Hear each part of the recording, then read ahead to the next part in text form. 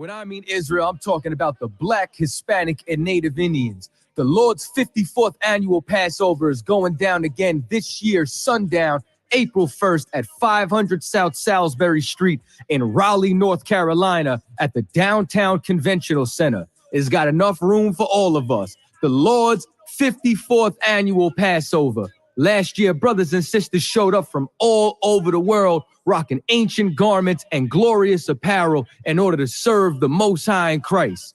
Now, it's that time again. Commander General Yohanna's putting out the decree for all brothers and sisters to show up sundown, April 1st in Raleigh, North Carolina. But before then, Thursday, it's going down at the Durham Armory, our annual all-black party.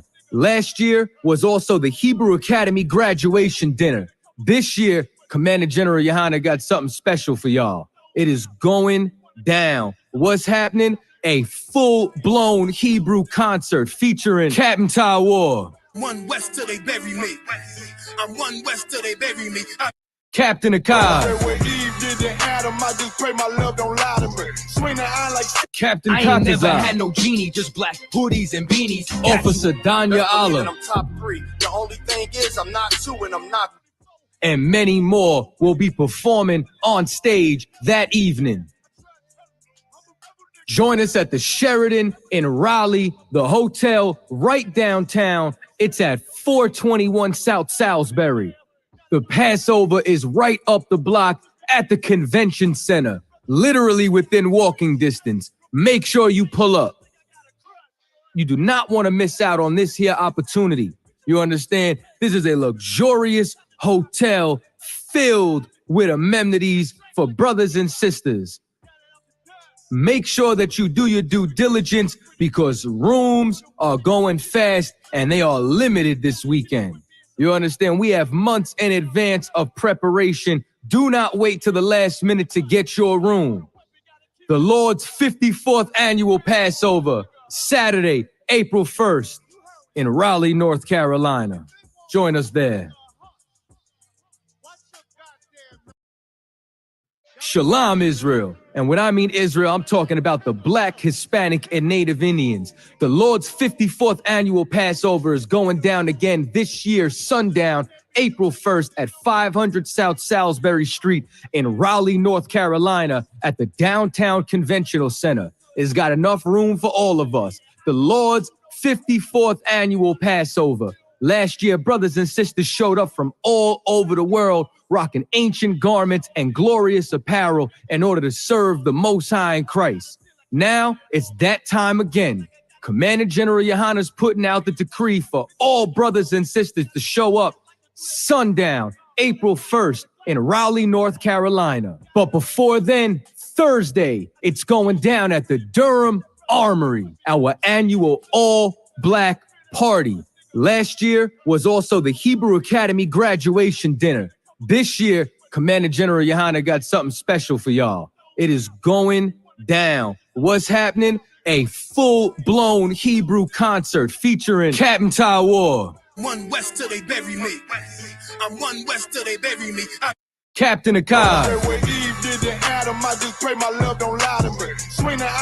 Captain I ain't never had no genie, just black hoodies and beanies. Officer Danya Allah. I'm top 3. The only thing is I'm not 2 and I'm not. And many more will be performing on stage that evening.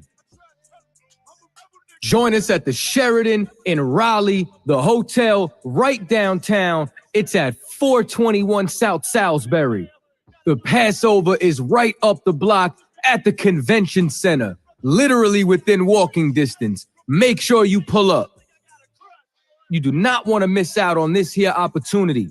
You understand? This is a luxurious hotel filled with amenities for brothers and sisters.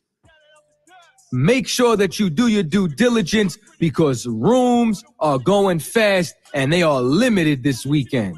You understand? We have months in advance of preparation. Do not wait till the last minute to get your room. The Lord's 54th annual Passover, Saturday, April 1st in Raleigh, North Carolina. Join us there.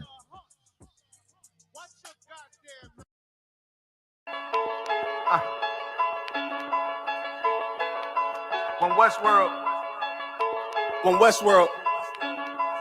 Let's get it. Don't be sure, tell them make sure. If not, we gon' make more. Clips say it hold 20, but I think it could take more. Grab a stick, fire on your camp, we gon' make s'mores. I ain't satisfied with my spot, then I'ma take yours. No matter how many roadblocks in my way, I'ma break forward. This path I'm on is so damn narrow, I just stay forward. Put them on my plate, I'm never full, I just ate more. Put them on my plate, I'm never full, give me 8 more. Nigga, I don't sugarcoat shit, bitch, I'm straightforward. Don't give a fuck if they don't let me in, I just break doors. Ballin' so hard, they asking what team that I play for. Scammer who? They ain't stopped making guns when they made yours. Sick with it, feeling like I woke up with stage 4. They ain't want the piece loose, what they opened up the cage for. Endure the pain, been through hard times is what I'm made for. Paid my dues, never left a wage, I just rage war. So many chains and gold teeth, it's the blood of a slave. Sit on a throne with a gold crown from the blood of a slave. This is our world, got it from the mud to the grave. Become a thing in the past, don't be a story in my page. Still against all enemies. In high school, you was the man that's lost memory shit. Lost energy, never lost my energy. Never lose control, never losing, dog. I plan to keep you. Lose your mind where I'm from. I ain't talking from what you see. I never lost soul, losing time, wasting steady pacing. You off track, I'm on that. You pray to God, hoping He can save you. But the power about war, and that's a different angle. This another lost cause, and I'm just adding to the list. They not seeing me for that reason. Got a flash on the grip. Nigga, big priest.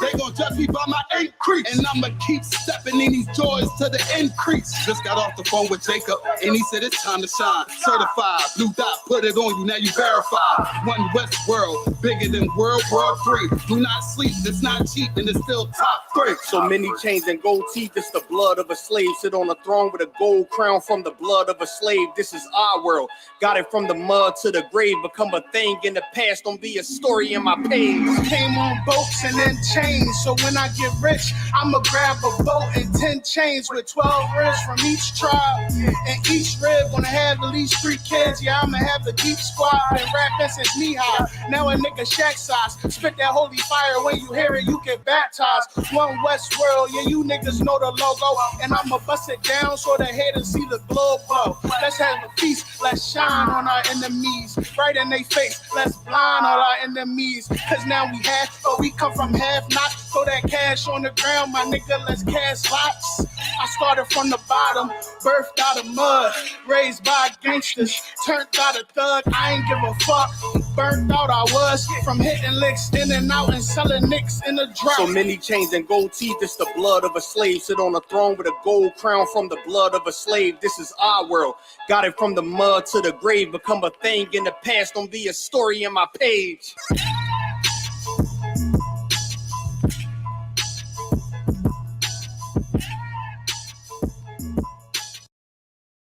Say it again. What did the white man do to you? What did he not do to Tell me? me what the white man did. What did he not do to me?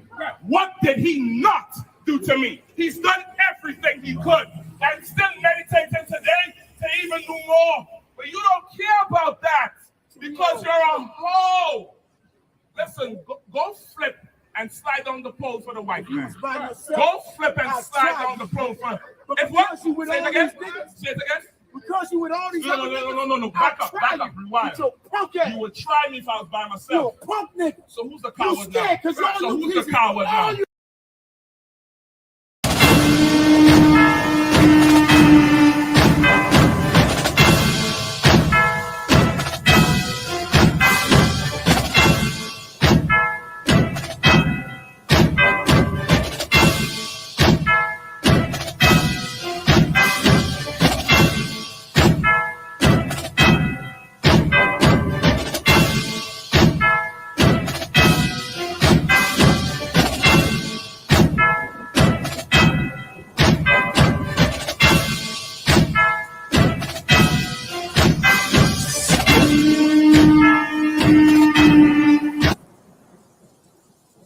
The Bible says, as it is written.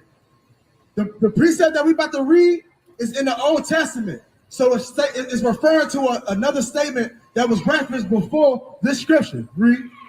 As it is written, Jacob have I loved. According to this Bible, God said, Jacob have I loved. Now, Jacob is the forefathers of this people on this side. the 12 tribes of the nation of Israel. You so-called blacks, Hispanics, and American Indians. Now let's see what God loves and He hates. He said He loved Jacob, read. And green pasture. But Esau never had. But who? The still one. Who? Esau. Who? Esau. Esau, which is the white man, which is the devil that the Bible speaks of. God said, but Esau, read, Have I hated? have he what? Hated. What? Hated. According to the Bible, God said Esau, which is disobeying the sign, have he hated. That's in the Bible, man. This is what you don't teach in the Christian church. This is why Christians are destroyed, man. The church is not for blacks, Hispanics, and American Indians, man. God hates the white man. He calls the white man the devil, man. Call him and tell him where you at again. It's the book of Romans. I'm the 9, verse 12. I'm the lion. Not verse 13. Tribe of Judah. As it is written. As it is written. Then let's hear what the word say. If you are lying in the tribe of Judah, why are you against us? I bet you won't. Why are you against us? Why are you against us?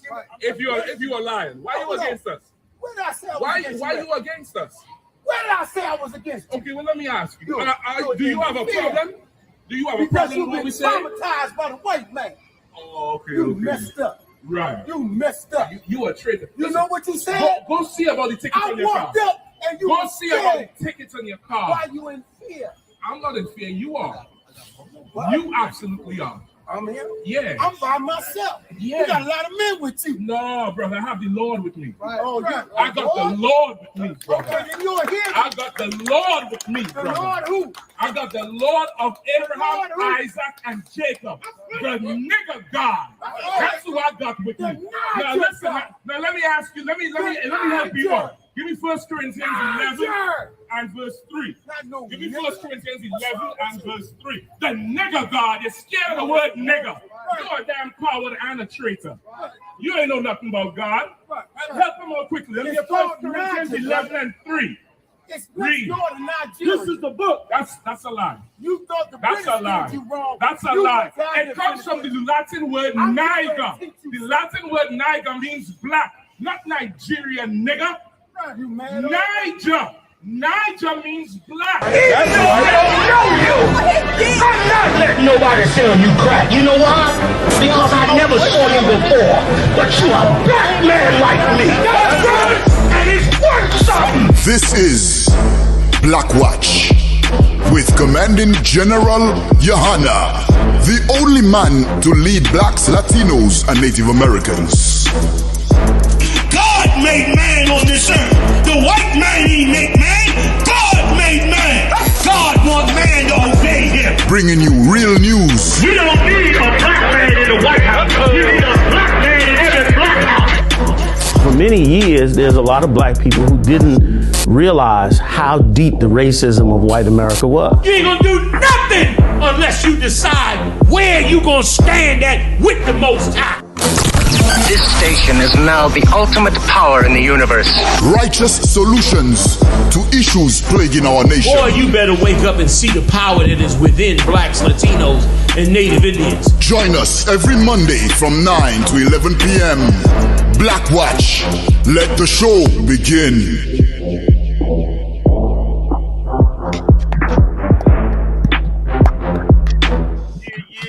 What's going on, Israel? ISUPK.com is the website.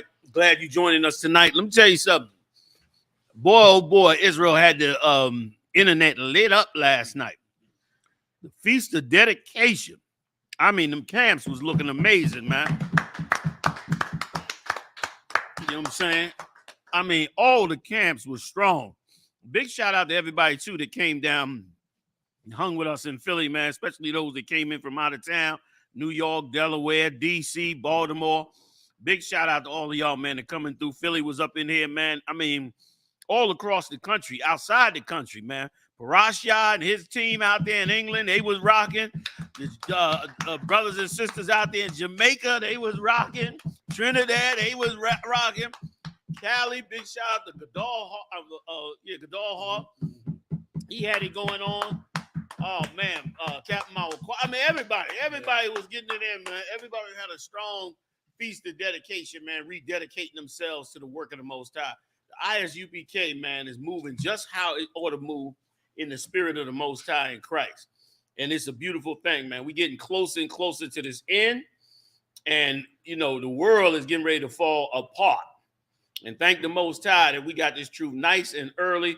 And we got a beautiful body, man. I got the heavy hitters in the building with me as usual. General Muhammad, General Mark Olive, General Hazayan, Officer Morale holding us down with Officer Yediah and various other brothers holding it down with us up in here tonight.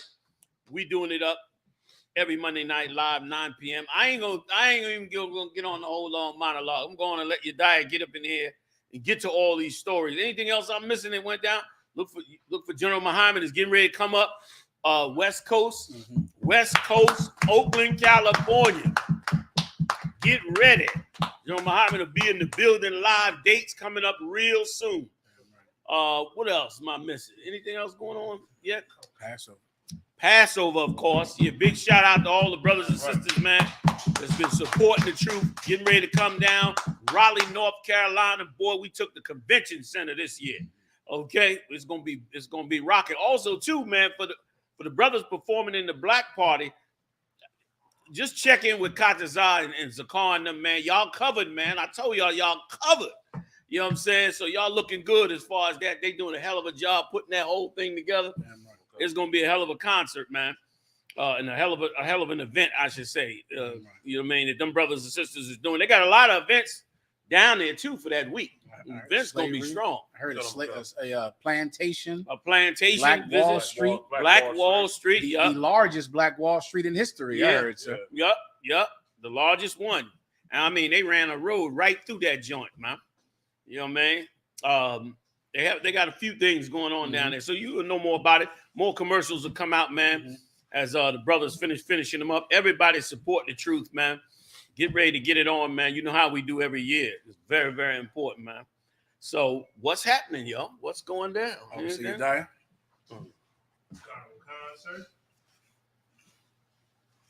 Triple-demic viruses still spreading. What science shows about being contagious. Please. How long do people remain infectious with respiratory viral diseases like COVID, flu, and RSV? How can we stop the winter triple-demic of respiratory viruses from wrecking up-and-coming holiday travel with family gatherings? They worry about all that travel coming up. Or they worry about all them diseases getting spread. I mean, did you see the footage from over there in China? No. Man, they got China locked down, brother. The COVID just hit. They out there with the white suits on. Y'all saw it? With the tape. They out there with the white suits and the tape. They said China is messed up with that COVID. So I guess they worrying about them traveling over here, right? Is that what they're trying to say? During this holiday season?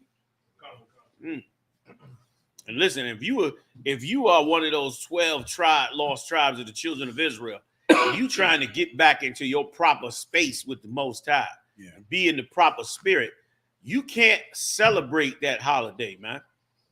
Like you celebrate that holiday, it's dragging you outside of the spirit of the Lord into a sinful place. And when you get there, you don't have no protection. You get on a plane to go to a Christmas dinner. What guarantee do you have that the Lord is going to watch over you? That's right. When you're going to do something that's against the Lord. That's right. You don't have no guarantee, man. And that's a dangerous place to be. After that New Year, Times Square and all that, boy. You know what I mean? All them people, you know.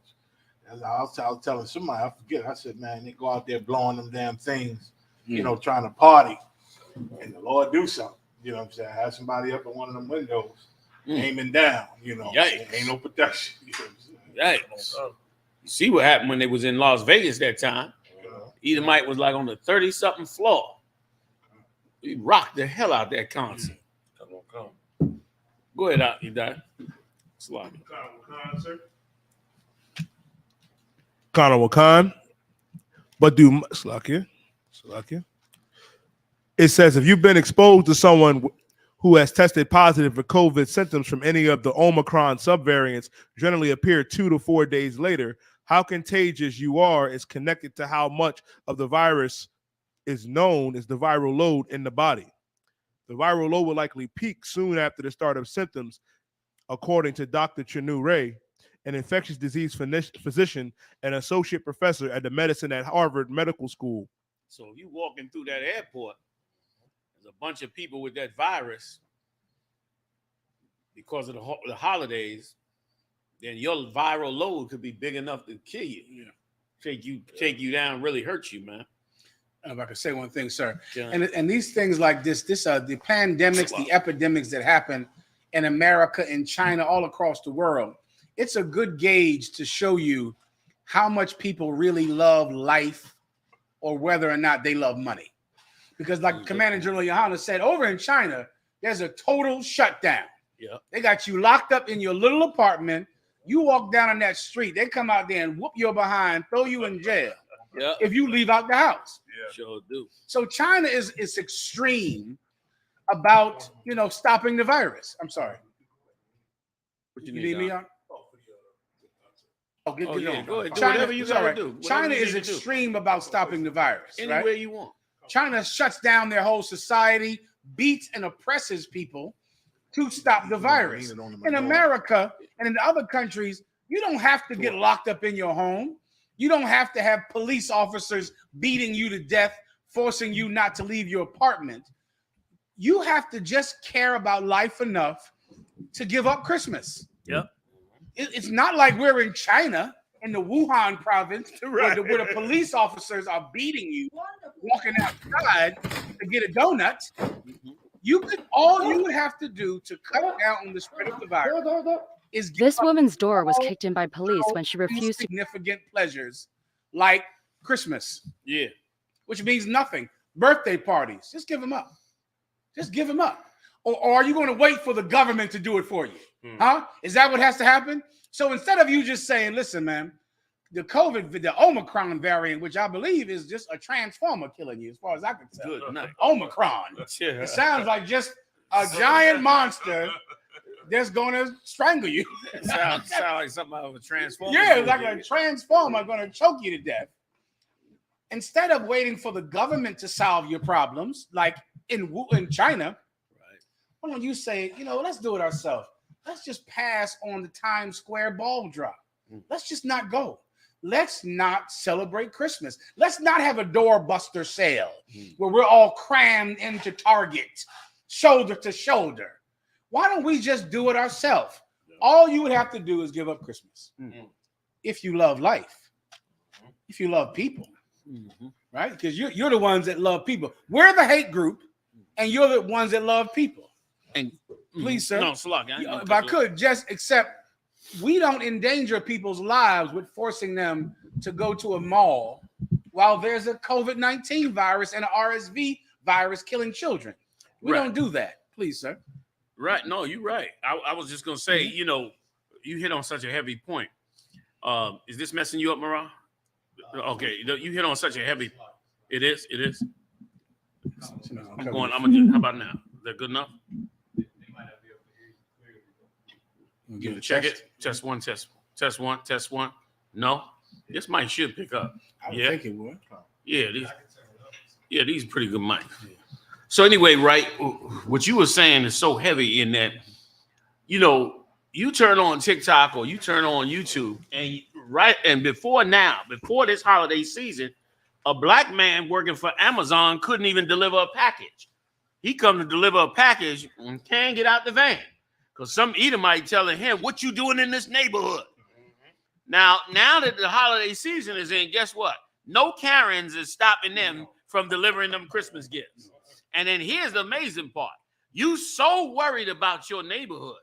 You so worried that you're going to terrorize the delivery man that got Amazon, 5 feet high coming across the van.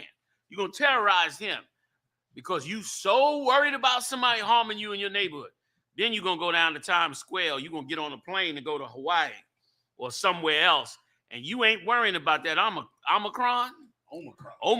You ain't worrying about that. You ain't worrying about that then. Then all that's off the table. And guess what? That's when the Lord going to come visit you. He going to visit you then. while you was terrorizing them brothers doing them deliveries or going in the neighborhood, you know, cutting your grass. Y'all seen the tapes.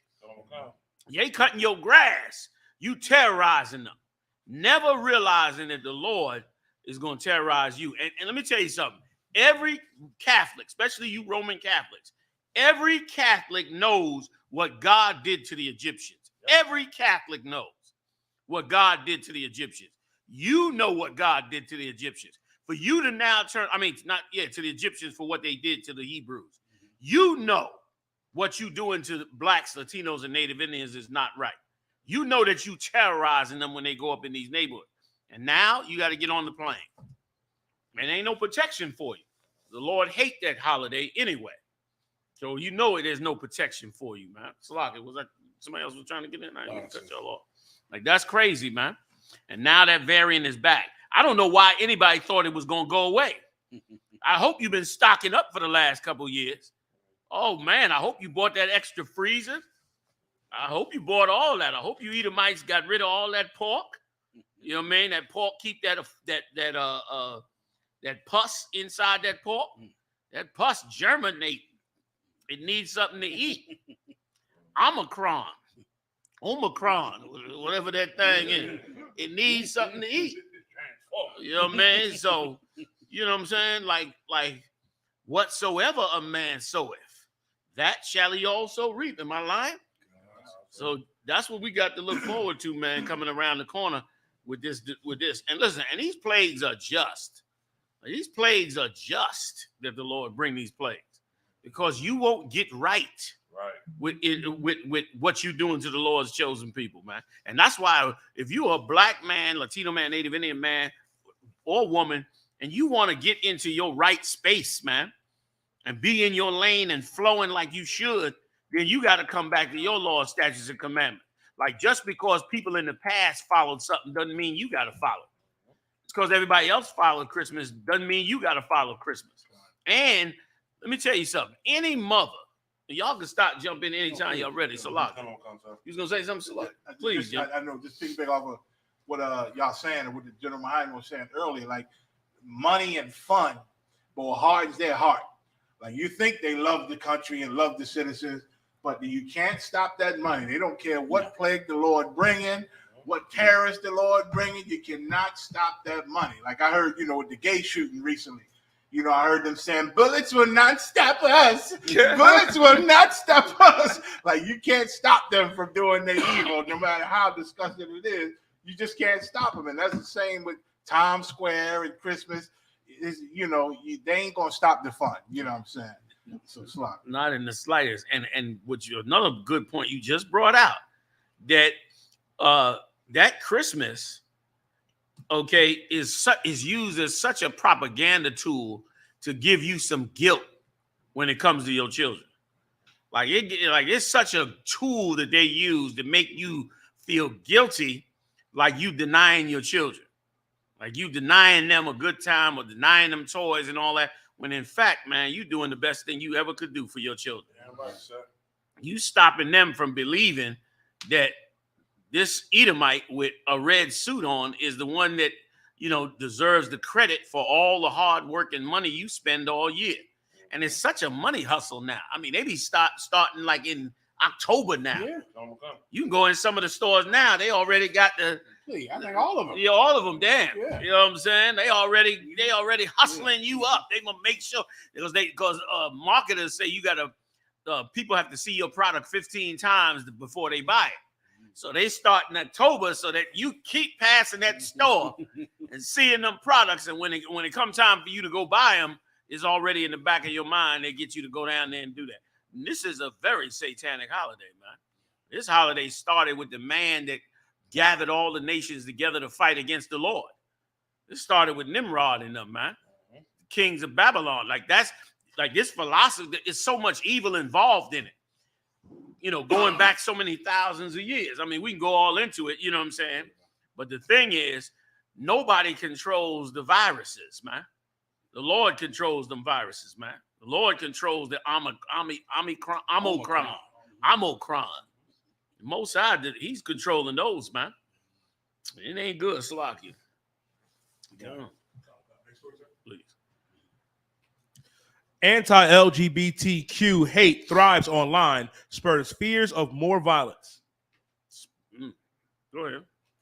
Conor Khan, sir. In the days after a gunman killed 5 people at a gay nightclub in Colorado last month, much of social media lit up with now familiar expressions of grief, mourning, and disbelief. But some online message boards platforms, the tone was celebratory. I love waking up to great news, wrote one user on Gab, a platform popular with far-right groups. Other users on the site call for more violence. I'm missing the story. What's the violence? What am I missing here? Because go ahead, take it again from the top. No, go ahead if you want to take it from there. Yeah. Conor Khan. On Twitter, YouTube, and Facebook, researchers and LGBTQ advocates have tracked an increase in hate speech and threats of violence directed at LGBTQ people, groups, and events. And the conservatives, of course, are on there, like, they happy about it. But here's why this is such an evil story. We know, of course, the lifestyle they live in. But here's what's evil about it. The man that shot up that nightclub was part of the LGBTQ community. Like that's the real problem. The real problem is, you taking somebody who has clearly a mental illness because they think they a rabbit, a cat, the opposite sex that they are. They got all kind of different identities. They beat up one cat recently. One woman, was it a guy? Was it a woman recently? Because she identified herself as cisgender. Like she was a regular, I think that means you were heterosexual. It does. And they beat the hell, 2 lesbians beat the hell out of her because she identified herself as cisgender, which is the so-called straight category, I'm assuming. And once again, just like this, I could go on all day about this here. It's such a mental illness. And they lying, trying to say, and listen, researchers right now studying it and saying, we're trying to find the proof that it's biological.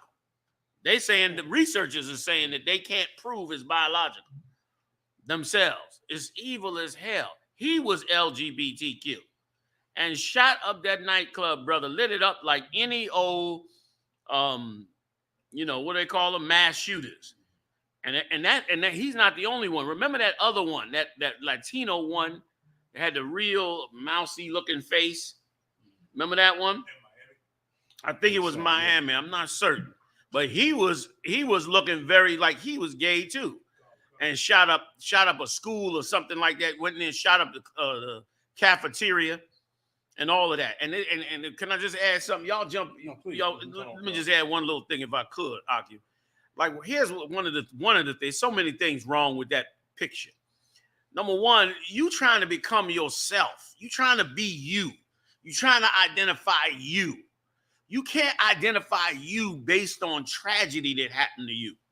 You can't come back to you that way. You can't be centered and peaceful and in the spirit and following the commandments outside of you or based on something else. That's like me watching a movie and I'm living my life based on this movie instead of me and who I am and my identity. You never gonna get there. That's number one.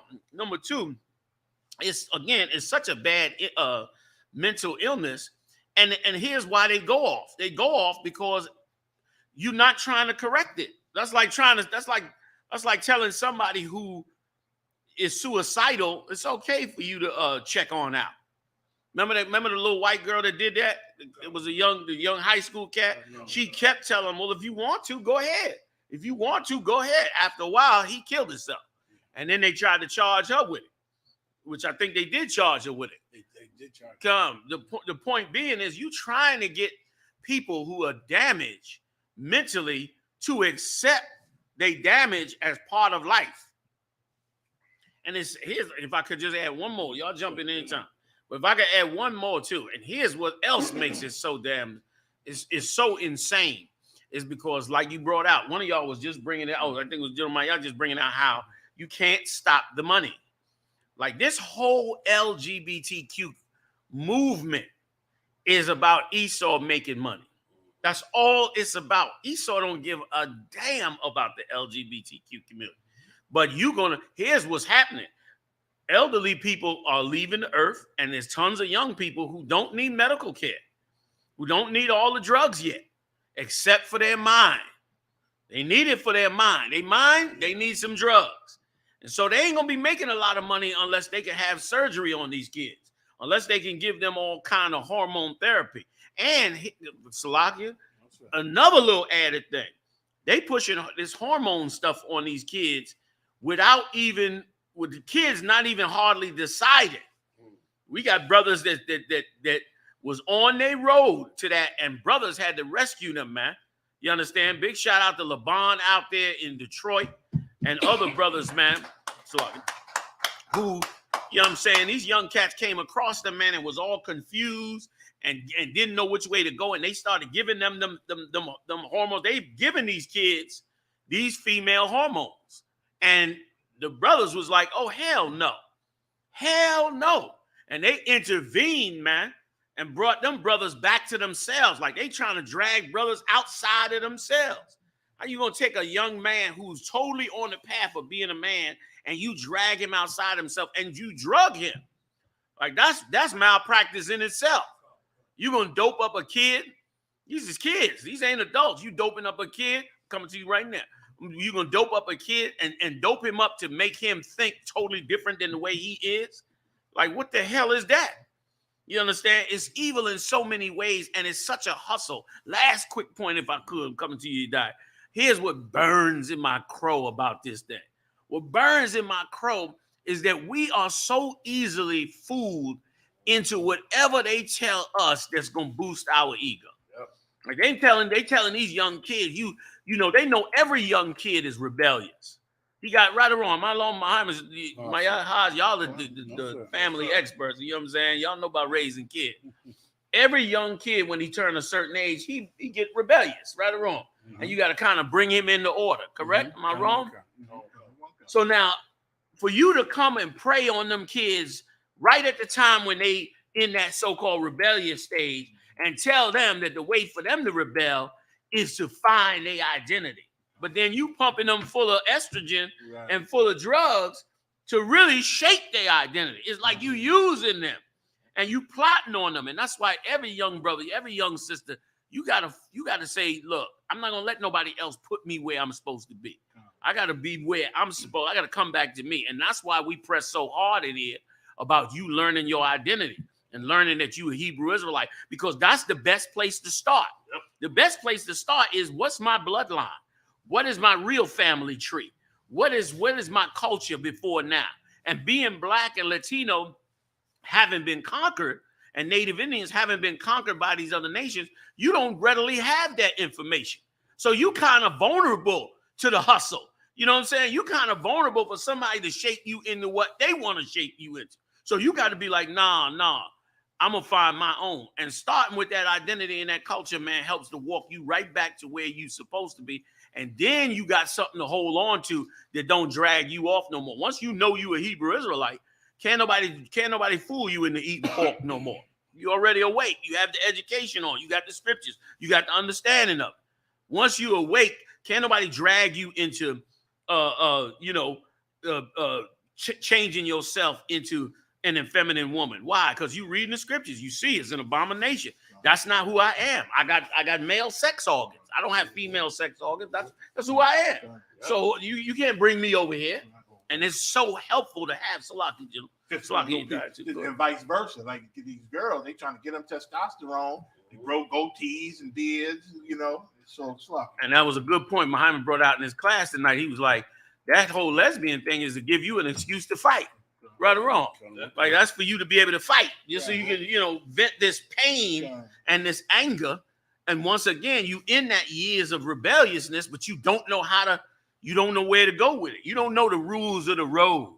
And that's why the UPK is so beautiful, because it give you the rules of the road. So Lockie, you died. I was going to say, sir, if I may, sir, what you bringing out is just so heavy. That reminds me of Dwayne Wade and his son. Oh. Like the only reason why he doesn't have the surgery yet is because, Gabrielle Union is not that child's mother. His actual mother is still fighting Dwayne Wade and them on actually getting Zion the actual surgery. She's the only thing right now she's a hero in the way of that. She's a hero. Right. She's a goddamn hero. Like that sister's a damn hero. And let me tell you, and it takes some courage for a woman to come up against the flurry of this LGBTQ. Like you damn near can't choose against it. It's like you damn near, it's just like Sodom and Gomorrah. And Sodom and Gomorrah was such a good example because Sodom and Gomorrah was taking you outside of you and forcing you to be something else. You know what I'm saying? Like they didn't knock on Lot's door and be like, hey, how you doing, man? I see you got some new cats here. We'd like to meet them, you know. Nah, they told him, bring them out here. We might know them. Like they tried to force another lifestyle on them, not knowing these was angels. They tried to force it on them. And Lot, trying to be righteous, gave his own daughters up for them to be in the right, for them to do it in the right way. You know what I'm saying? Like they could have done it in the right, if it was a sexual thing, if they was out of control sexually, Lot was giving them the opportunity to still carry out, even though it was going to be a horrible thing to rape his own two daughters. He was still going to be like, look, these guys, you can't mess with these cats. But if I can't stop you from being so vile and so lust-filled, then take my daughters. And show you another thing too. Once again, the history, you trying to become you need the Bible. Because that history in the Bible also shows you parts of the roots of that homosexual lifestyle. Parts of the roots of that is so-called sexual freedom. But that sexual freedom is really training to be full of lust. Yeah. It's training you to have no sexual control. Right or wrong, to have no sexual restraint. You know what I'm saying? Yeah. And now you claim to be bisexual. Right. You claim to have sex with everybody, but really this is a lust. Right. That freedom translates to no rules. Boom. You know, everything goes. Boom. And you was gonna say something? It's good. You know, they did a study in Johns Hopkins University. Yes, they where did. they came out and said this is a learned behavior. That's right. Now, somewhere in the pot, the study just disappeared. They don't talk about it no more. Yep. But they did it. They said it's a learned behavior. They learned this behavior somewhere, man. Yep. Like this is how you brought it out. So like this is being taught to these kids and to these people. You know what I mean? And you know, with the Democrats and with this whole Black Lives Matter, how they was backing Black Lives Matter. You know, Black Lives Matter is not about family. It's about females taking over and getting rid of the patriarch with the man. That's right. And making a matriarchal society. According to their own website. Yes, sir. So once again, it's a learned behavior being taught by them to be this way.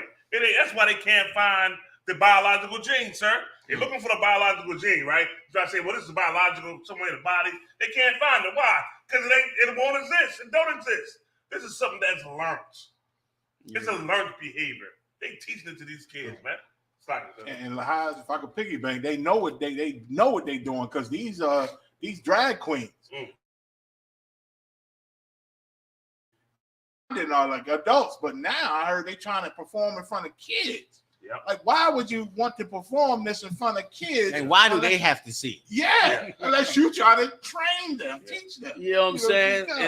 And damn near like you're right. Like everybody has to accept it in their mind because you sick and got a demon on you, and this demon wants to spread it anyway. And so now you outside of yourself. You ain't in the spirit that you're supposed to be in. You in somebody else's spirit. You in somebody else's walk. And so now you trying to push whatever it is that they was pushing. And as a result, you now confused. And let me tell you something, man. I don't want to live my life confused about, who I am. That's right, sir. Like, you know what I'm saying? Like when I go get into, you could lie to yourself all day. You could put on makeup.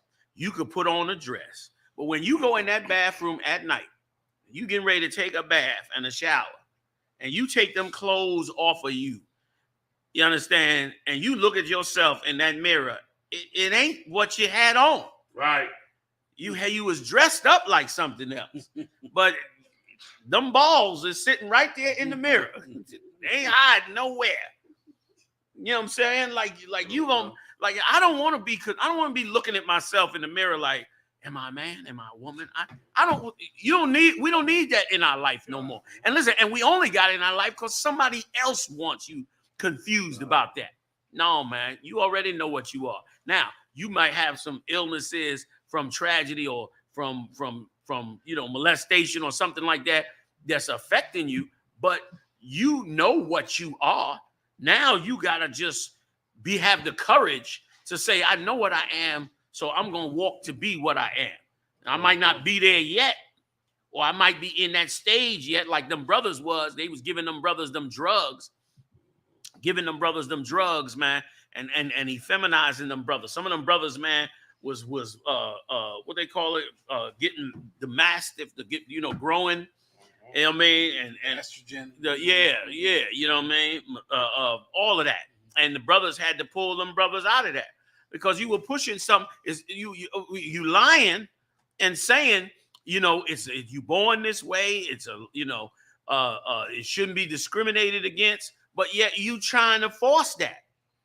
And it's such a last point, if I could, y'all jump in, and it's such a blessing by the Most High to give us the story of Sodom and Gomorrah. Like that whole story of Sodom and Gomorrah was a gift from the Father, because you don't have no stories save Caligula from the Roman Empire. Pretty much, you don't have no stories of God's opinion and his thought on living that lifestyle. But he gave us the whole Sodom and Gomorrah story so that we can have a clear understanding of what his opinion is. And if I could add one last thing, here's what nobody tells you. When you coming up and you growing in as a person, there are two parts to you, man. There's you, and then there's him. You connected to the Father. You connected. You got a spirit inside you, man. You ain't just flesh. You ain't a table. You're not a chair. Right or wrong? There's more to you than just your physical body. Get me right on it, y'all. Right. There's more to you than this. There's more to me than arms and fingers. There's something going on inside here. And that's important. Probably more important than the arms and fingers. It's more important that this be right. And how is this going to be right if I'm in the arms and fingers thinking the arms and fingers ain't the right arms and fingers? Like, I ain't got the right arms and fingers. I need another set of arms and fingers. I need to put nail polish on the fingers. Wow. I need to put lipsticks on the face because the arms and fingers and face ain't the right thing. Well, I should have a paw instead of a hand. Exactly. I need a paw. Good night. Good night. You know what I'm saying? Like, that's who wants to be that way. Like, you're not going to tell me you happy thinking like that, waking up to that every day. You understand? You can't read a good book and have that on your mind all day. You can't even get up and go to work, you understand, and put your clothes on with that on your mind. You know what I'm saying? Right or wrong? You trying to fit yourself in Victoria's Secret. You got a big old package between your legs. You trying to get them in a pair of Victoria's Secret. Tuck it in and hide it. Yes. It's sliding out the side and all that. What you hear, man? Oh, so like that. Like, do that make sense? It don't make sense. And let me tell you something. And in this time, why do we have to live like that? Especially when we have good information. We got 5,000-year-old information about Sodom and Gomorrah. Amazing, intricate story. Even down to his wife turning the pillar of salt, the daughters, it was a real intricate story on the Lord's opinion of, and what our opinion should be, because it'll keep us from not having to spend, you got men right now who've been wearing a dress that's 60 years old and don't know the story of Sodom and Gomorrah. And it has never been explained to them. And now they 60, 65 years old. And only now they realizing this was all a mistake. This was all wrong. Remember the Edomite did the documentary where he talked to the woman who's now a man, and she was all angry. Remember that, right, Marah? She was all mad and upset that they had done this to her. Like, who wants to spend 50 years thinking the wrong thing to have to come back now? And you know what I'm saying? And you got to take, and listen, she had to take tons of drugs. She was trying to reverse back to a female. She was a female, took all the drugs to become the man, and then tried to reverse going back. Like, who wants to live like that? You understand? I have too much trouble trying to decide what kind of boots I'm wearing. I'm certainly not sitting on the edge of my bed like, am I a man? Am I a woman? Should I be wearing lipstick? Should I not be wearing? I'm not doing that, man. I am not wasting all these trillions of brain cells on that silliness when I don't have to. Go ahead, Joe, because I don't run on, but go ahead. Somebody just said trying to cram a big 18-inch foot in a heel and a goddamn stiletto or heel. Right. Not to mention you scaring the babies. Children scared when they see you, man. You walk in the house, hello, big old dress on. You scaring these babies. You making them confused because they wired to differentiate. They said during the COVID, they said during the COVID that it was a problem because babies couldn't see their mother's faces. So it was stressing them out. They said because the babies have to see the mother's expression. That's what they read. That's why they look you in the eye like that with their eyes wide open, because they read in your expression according to the doctor. They read in your expression if you happy, if you smile. And they said a lot of the babies start just being still. And the mothers had to start taking the mask off for a little while, you know what I'm saying, so that they could get the expression. Like babies read all of that. And they read the difference, and you messing them up thinking you know more than the Lord know. More than all of them prophets wrote down and all them scriptures and all of that. You thinking you know more because you go to MIT. And now here you are. Now I got to spend the rest of my life confused because you done had my uncle walk in here with a dress and stilettos on. And now I'm confused. Now I'm trying to figure out for 20 years, what am I? No, man. You are what you are. The Lord will work the rest out. That's, you know what I'm saying, on the outside of that, man. So, I didn't mean to run on. Y'all done with it? Yeah. So the moral, if I could, a part of to get back to the base of this story, this was done by somebody who was suffering in that community. And listen, and last point, I don't want to run on. A lot of people are angry. A lot of people are angry for being molested. A lot of people are angry for being cajoled into that lifestyle. A lot of people are angry because they've been given drugs to go into that lifestyle. A lot of people are angry because what they don't tell you is a lot of people who was weirdos went into that lifestyle, and the people in the lifestyle was still treating them like a weirdo. They thought they was gonna go in there and not be a weirdo. Went accepted, which is the whole thing. You could be accepted. Then you go up in that lifestyle, and they still looking at you like the problem you had before you went up in there. You still got it, and everybody ain't stupid, right or wrong. It's a mess, man. And I couldn't waste my life involved in that. Please. One thing, sir. If Dwayne Wade's son had a good father, that little brother would learn to love himself. That's just the key. Right? You have to love yourself. Like Commanding General Yohanna said, you got to look in that mirror and you got to see your body and see that you're a boy. And you'll have all kinds of contrary thoughts that will tell you to hate what you see in the mirror. You have to love yourself. Loving yourself. You look at yourself and you love who you are. You got to learn what they used to teach kids a long time ago. God doesn't make mistakes. Exactly. That's right. You don't make mistakes. If you're born in a boy's body, then you're a boy and you have to love yourself. If you're a girl, so many times with little girls, you'll learn society will teach you to hate your body because you're heavier than the girls on TV, because you're taller than the girls on TV. Little girls who believe that they're boys trapped in a girl's body have to learn to love themselves. Loving yourself is the key to accepting who you are and then take it to the next level. Love it. Love your body.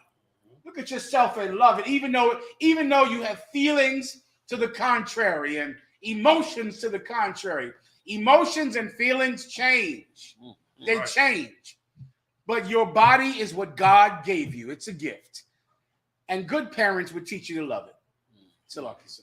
You can't, because how could anybody, where's the scripture at where Christ said, where no man had not loved himself? Y'all know that one? Ooh, that's a one. I don't want to pull that off. Where he said, it might be right behind the one that said, love thy brother as himself, for I have not known anyone that loveth not himself. I might be paraphrasing that wrong. But my point being is this, is how could you go through life not, okay, I don't even want to go to the point of love. How could you go through life not liking you? How could you go through life questioning yourself? You know what I'm saying? Like, how could you do that? That's like saying, why do I got this arm? Why do I have an arm here? Why is my arm on the side and not on my back? Like you're gonna go through life questioning what you are because somebody said you could switch it. You found it? Oh, Most High Christ, read that. Ephesians chapter 5 and verse 29. For no man ever yet hated his own flesh. You hear that? No man had ever hated his own flesh. This is a new thing in the earth. We're being taught to hate our own flesh. Go ahead, Wakan, sir. But nourisheth and cherisheth it. But nourish it and cherishes it. You ain't nourishing it and cherishing it if every time you take your clothes off, you hate it and think it should be something else. You ain't nourishing it and cherishing it. That's it on that, or you got more? Go ahead. Wakan, sir. Even as the Lord, the church. And even as the Lord, the church. Like the Most High. Imagine if the Most High looked down, boy, oh boy, I don't even want to think that thought. Imagine if he looked down and said, I don't like this Israelite, these being my Israelite daughter. What if he say that? What if he say, I want some light-skinned, slanted eyes people to be mine? We done. We done. Either, I mean to, use that slander, but I'm just hypothetically, what if he didn't like that? And if you need him to like it, damn, let me go a step further if I could. Y'all stop me because I don't want to run on. Your body needs you to love it. Like you can't take care. Don't nobody take care of anything that they do not love or at least like. Like you ain't gonna clean up your room if you don't love being in your room. You're gonna be like trash this place. But if you love your room and you got your instruments in your room and you got whatever it is that you might have, your basketball, you know what kids got, basketball net, posters, video games. If you got all that in your room and you love all that, then you're gonna be on top of that. But if you don't really like it, if you living in a room and you got old pots and pans in your room, or you don't like it, you ain't gonna take care of it. Yeah. So your body damn near need you to love it. Slocky, go ahead. Yeah, I'm gonna say, listen, and I think a big part of this, General, is Hollywood.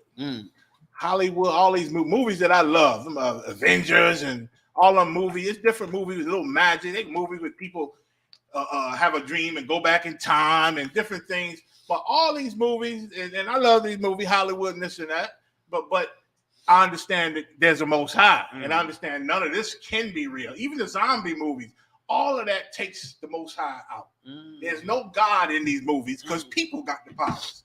People are the gods. There's no God to control these zombies. It's just what happens in the earth. And so it's like the lack of knowledge. Like my people are destroyed for lack of knowledge. We born because of the church and our oppressor and Hollywood and these movies. We don't understand what a God existing is, damn near. So I look in the mirror and say, why was I born like this? We ain't thinking God made me like this. God did this. It's like I can control this or something. We the gods, you know what I'm saying? And I can control this. And I ain't happy with how I was born, how the universe made me born. So I want to change how the universe did me. You know what I'm saying? It's like a mess because we don't know God. And even though we know the word God, we in church all the time, we don't understand what he is and what that means. You know what I'm saying? So, and no, you so right, but we don't understand our own limitation. Like you can't slow your heart down on yourself. Yeah, you can't, you can't decide, a cold just entered my body. Cold, I order you out of my body. Like you can't tell a cold that. You gotta go get some medicine. Like we got so little control over ourselves that we awfully arrogant to act like, I should rechange this whole body. You know what I'm saying? When you can't stop the heart, start the heart. You can't, you can't, you can't say I'm put my brain on pause or nothing. You can't just say, today I shall self-heal. And now you all, that's ridiculous. You have to go. That's why they're selling $1 billion worth of herbs and vegetables and vitamins, because you can't do it yourself. So, boy, you awfully arrogant to think, you can get anything done. And matter of fact, there's a scripture on it. Am I right on? Come on, give me, Come on, Mashak. Big shout out to Captain Mashak. If I could, was you getting ready to get it? Oh, okay, Slock it real quick. Colonel Khan, 1 Corinthians chapter 15 and verse 38. But God giveth it a body as it hath pleased him. Right, as it pleased. Oh man, you done went there. As it pleased him. Okay. Your body ain't for to please you. You know what I'm saying? Go ahead, Slock it. Khan. And to every seed his own body. To every seed his own body. Your body was given to you and is unique. Esau tell you that with his DNA talk, right? Oh, everybody's unique. Why would you want to change that up? Salaki, General, go ahead. If I could back you up with some more facts, come on with on everything that you and General Mayak just said. Here's a whole another aspect of why you must love your body, love yourself. Because if you don't love yourself, there are people out there that make money off of your self-hatred. Yeah. Can I show you a few? Please. Please turn your attention to this board up here. This is a study that was done. When was it done? It was done in 2021. Okay. Now, they named every Esau, our oppressor, America, the so-called white man, names every generation. Generation X, Generation Y. Now, Generation Z, right? Before Generation Z, the scale of how many people identified as gay was pretty normal. You see it right here at the bottom, right? And then it shot up. That's at it up there at the top. 2017. Now read the bottom if you could. Somebody right there. I can't see it. Khan. Generation Z are those born between 1997 and 2012. So now before 2012, 2018 is when they did the study. The amount of people that identified as gay was pretty standard. It stayed pretty stable compared to the people that identified as straight. And then all of a sudden, with gay movies and gay superheroes and all of the money made by gay people, come to find out a lot more people are gay. All of a sudden. All of a sudden, with every cartoon having a gay person, every superhero having a gay person, come to find out, you know what? I'm gay. I didn't even know it until I saw the Avengers, until I saw the Marvel movie. I didn't even realize it. When you hate yourself, people can make money to fix you, to let you be just who you want to be. Let me tell you how bad it is, sir. Put a scale up again. So they saw, and keep reading, please. So these first 3 lines, that's showing you right there, 2017, how the number just shot up. Through the roof. Went through the roof of people that identified as gay. Read the rest of it and they'll tell you what's going on. Go ahead. Only those born between 1997 and 1999 had reached adulthood. In 2021, only those born between 1997 and 2003 had reached adulthood. Millennials are those born between 1981 and 1996. In 2012, only those born between 1981 and 1994 have reached adulthood. Generation X are those between... Skip down to Z for time's sake. Khan. Salaki, Z was at the top, sir. Okay, this showed you that. But up here, if I could, no, sir, go ahead. No, go ahead. The last line is a speculation line. If this trend continues, what year do you have up there? You see the year? If this continues, in 2054, 90% of the people in the earth will be gay. 90%. And that's that top green line. They're showing you where it is. The black line under the green one, that's where it is right now. And the last green line is speculating. They're saying that if this continues, there will be more gay people than straight people on the planet Earth. And that's a speculation. Of course, this study was done to show politicians they better placate to gay people because they're going to be the majority very soon.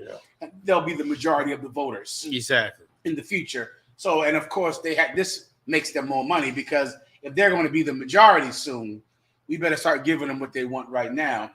This graph shows you that people can create gay people. Yes. You can make them.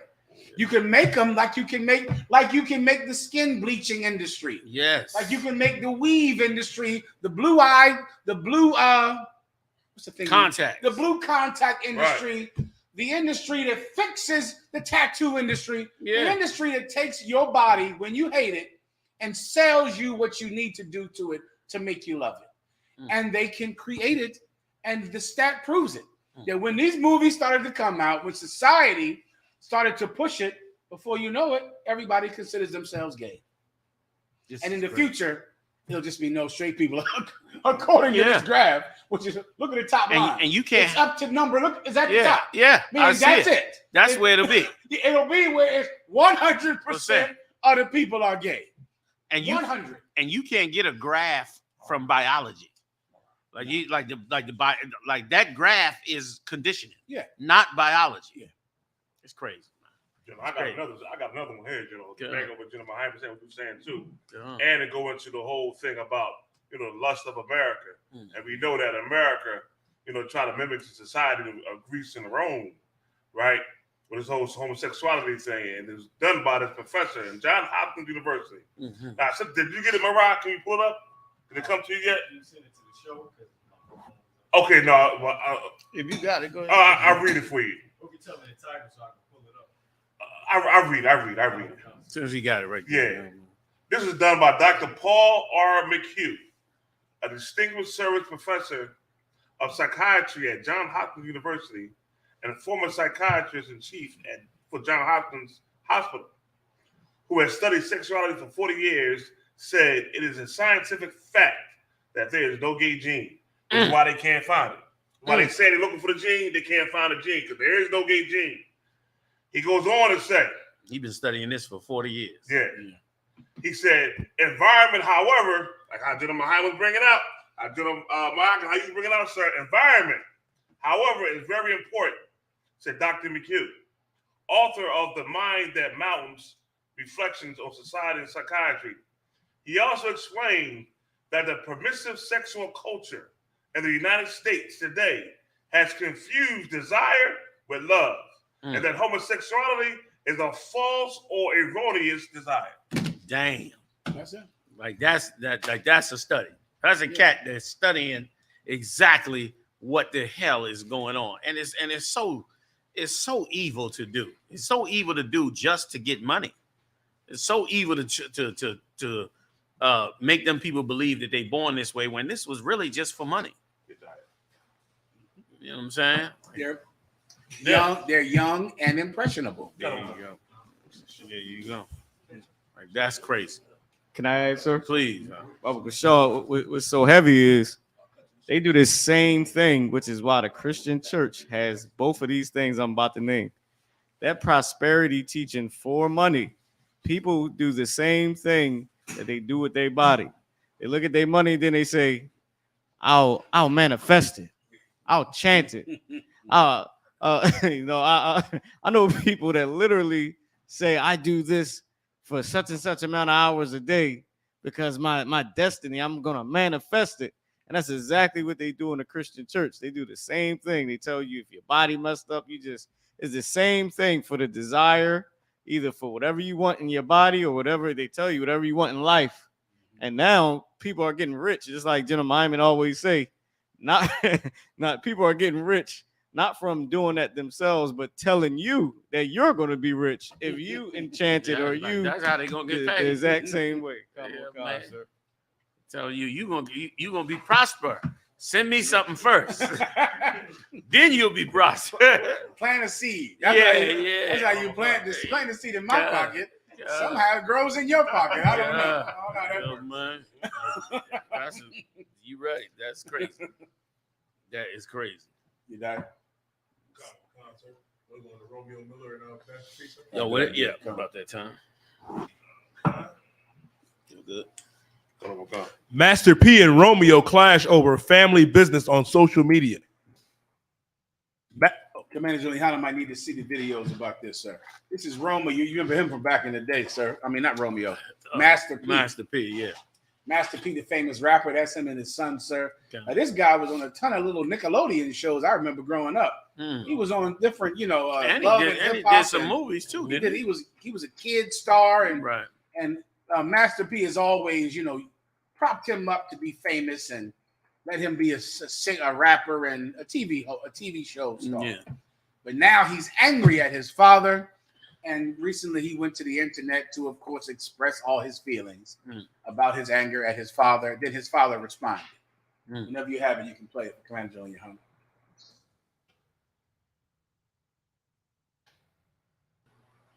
I mean, I hope it's a stunt, because if it's not, that's a sad state that boy is in. Yeah, man, because he ain't no boy no more. Oh man, if he gonna trash his father because of some business disagreement. Did I? Please, until he has it. Connor Wakan. 1 second. Today was a boiling point. Today was a boiling point. The 33-year-old wrote on Instagram story. I seen a man avoid his own children's struggle with suicide and depression, but post another man who passed today that he doesn't even know. Y'all idols be lost. Better stop following the blind. He was angry about some. The son said that? The son said that because his father posted R.I. rest in peace to some famous guy that killed himself. But he had a daughter that used fentanyl and died. And so he's saying his father should not have gave his condolences to someone else because he has children that have died. You die? Come, sir. The former child star will continue to go on the offensive during the weekend, posting a poem titled The Tree of Trauma. In it, he wrote about sharing his truth in the inner workings of his family and how it could potentially cause their legacy to crumble. Romeo also accused his father of neglecting the family in pursuit of public acceptance, fame, and fortune. We have the video, I believe, sir. Yeah, no matter what he think of his father, you're not gonna tell me that he grew up broke and in the projects. I highly doubt it. Master P was one of the most successful rappers in the South. I think Florida, right? Somewhere now, New Orleans, Louisiana. He was one of the most successful, probably still is, because he got all them businesses out there. I'm waiting to chase them noodles he got so I can get rid of them goddamn ramen noodles. I'm waiting for them to get his noodles up here in the north. You know what I mean? Go ahead, brother in the book. I was going to say, Master P was also the first to have Master P was also the first to have actually when record deals cut deals with these rappers, these artists, the label usually has like the 70-30 percentage. He was the one that actually cut a deal with the the distributors. He was like one of the first artists to actually do that. Paved the way for some of these young brothers or some of these other brothers that came after to get these kind of deals where they got more percentage. I think he had his percentage was like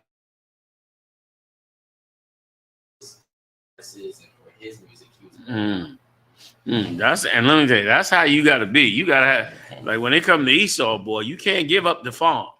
You know what I mean? You might do business with him, whatever, but you better not give up the farm, because he'll take the farm and you'll wake up later on figuring out just what you gave up.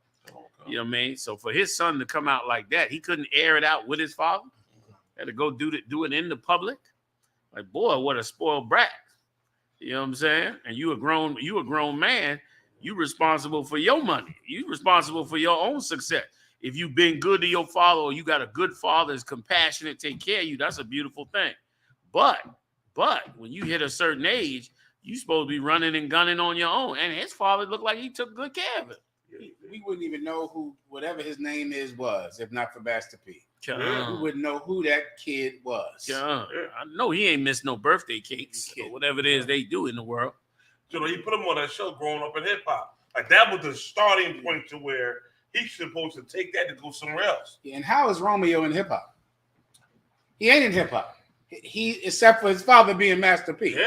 That's the only way he's even in hip hop, because you would not know who Romeo Miller was if not for his father. And let this be a lesson to all you brothers out there who think that your child only hates you because you weren't in their life.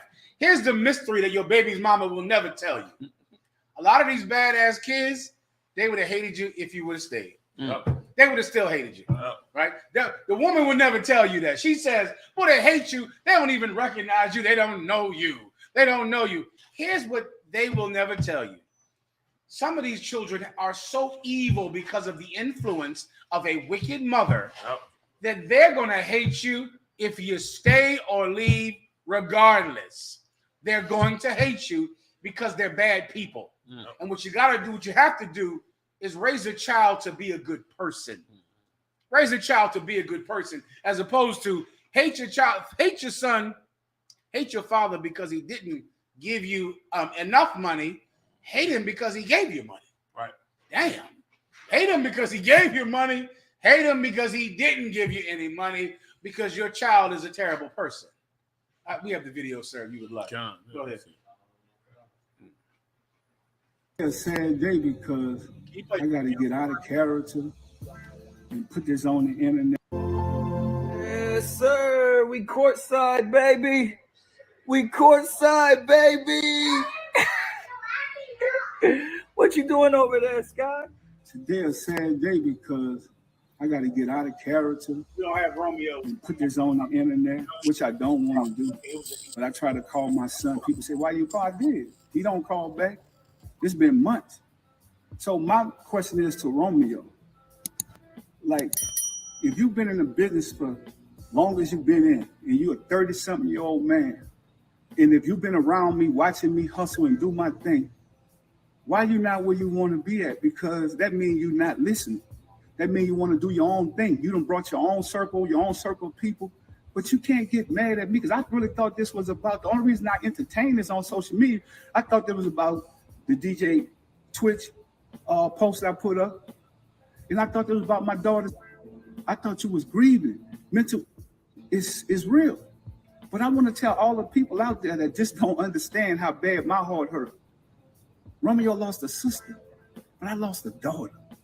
And for any parent that's going through this, because I know it brings people closer together or it tear them apart.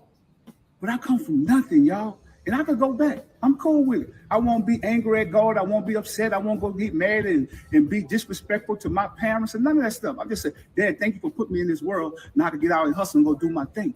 But that's the problem. When you take kids and you kind of like protect them from the real struggle and the pain, and you don't allow them to deal with their own consequences. And then when they grow older, you never gave me nothing. At 30-something, man, people could go back and look, you've been shining for a long time, son. All you got to do is pick up the phone and call me or come to the house and holler at me. The saddest thing about this is what the people want to see. They want to see destruction. So if you destroy me, what are you going to do for the rest of the family? Are you going to take care?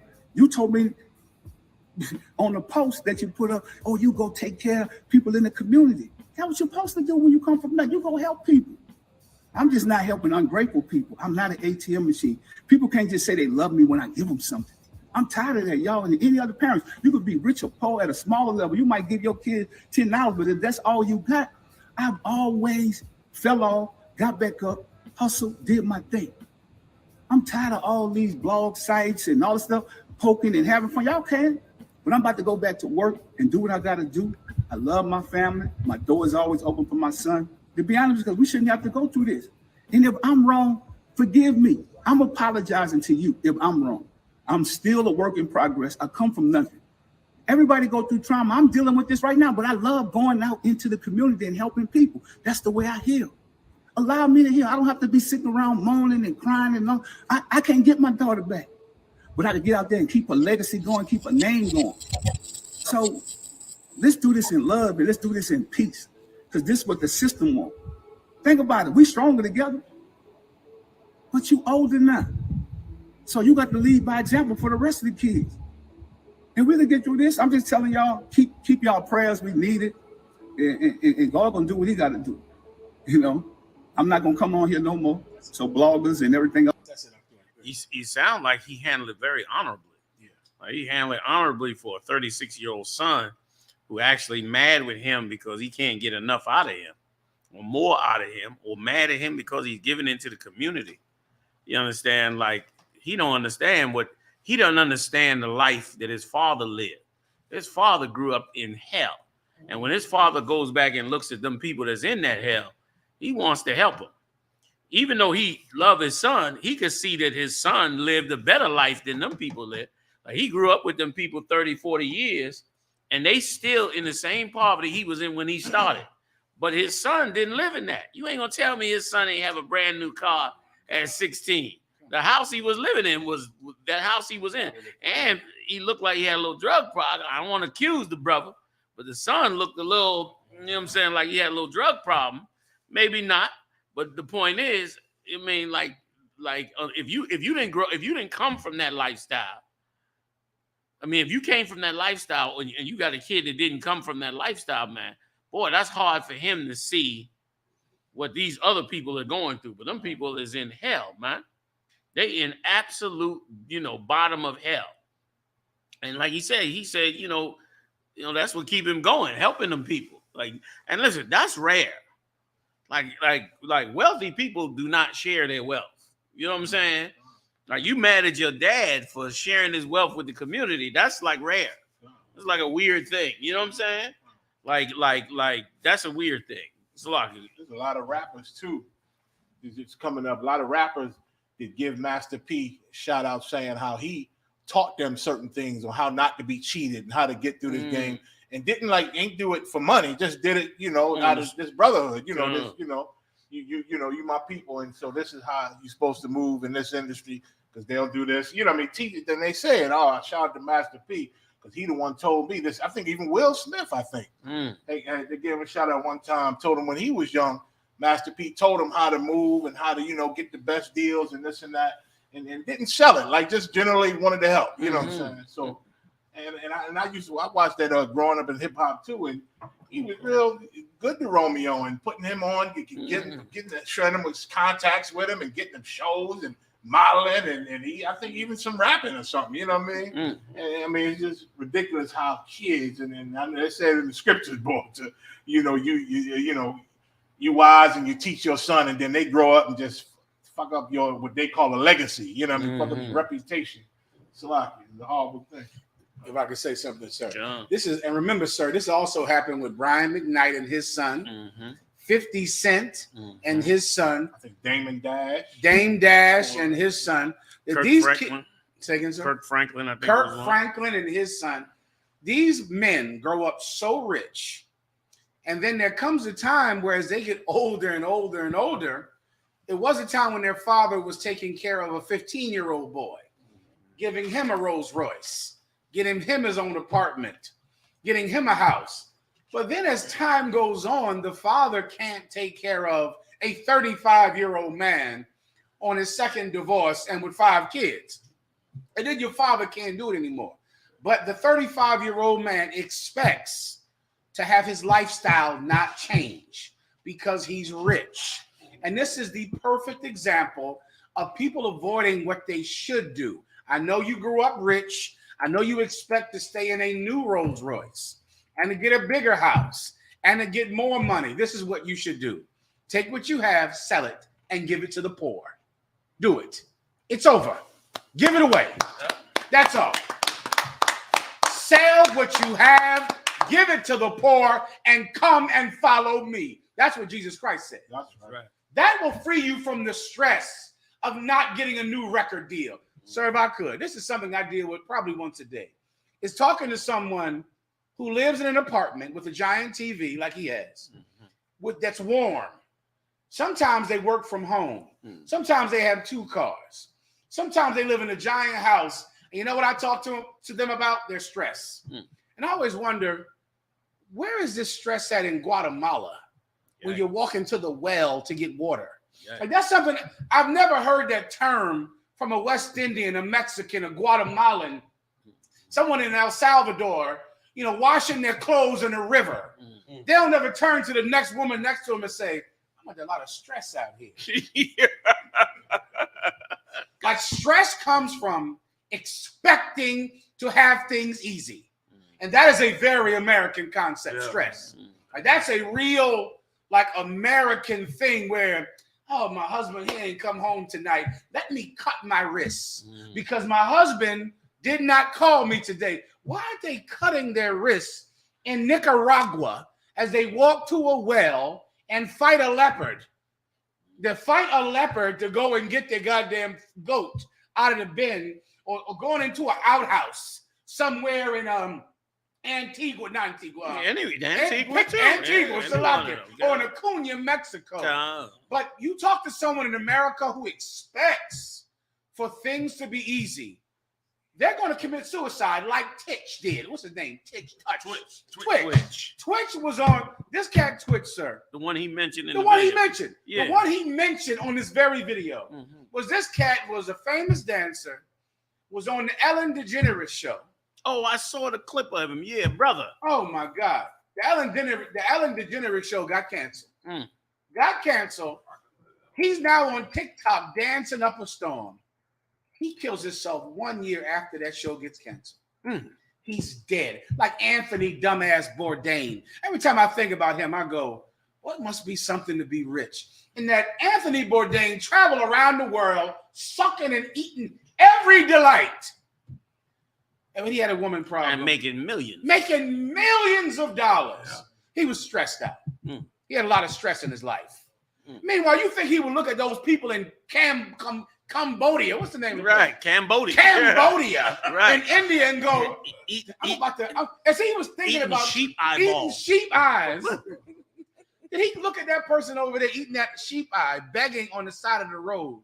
Did he think, I'm thinking about killing myself tonight?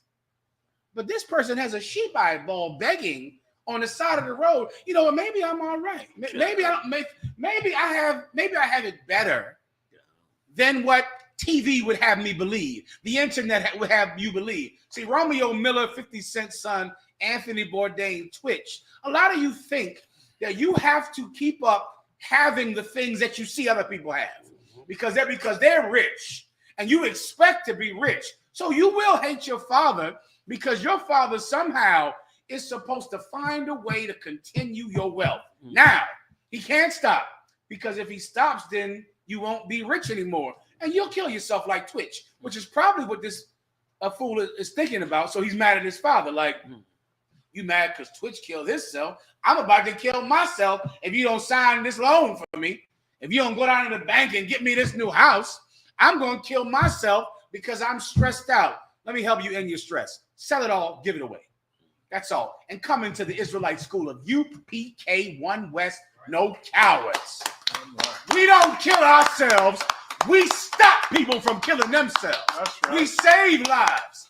Devote yourself to service. That is how you fight selfishness. Yeah. That's how you fight stress. Instead of sitting around all day, my husband don't call me. I wanted to get the new pair of shoes. I wanted to get one more pair of shoes so I can shove it in my shoe or my shoe gut, my shoe belly. I wanted more purses. Instead of cutting yourself, devote your life to service, which is what Christ was trying to tell that rich man. As he's sitting around, he's like, oh man, I'll do everything. Then give it all away and follow me. That's all. Get perfect. And we'll go help the poor. You see, we'll devote ourselves to poor people. Instead of you devoting yourself to yourself forever, instead of 50 Cent and his son, you got to fight your dad because he has to give you more money. 50 Cent paid his child support, sir. The number was like, you know, an imaginary number. Wow. Like the number of money, the amount of money that 50 Cent has been giving this kid, I want to say it's like, you know, $10,000 a month or something. Yikes. Imaginary. And the kid said it wasn't enough child support. I'm calling him a kid because of the way he acts. Right. He's a 35-year-old man.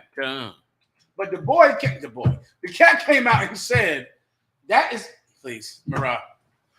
It's $6,700 a month, sir. $6,700 a month.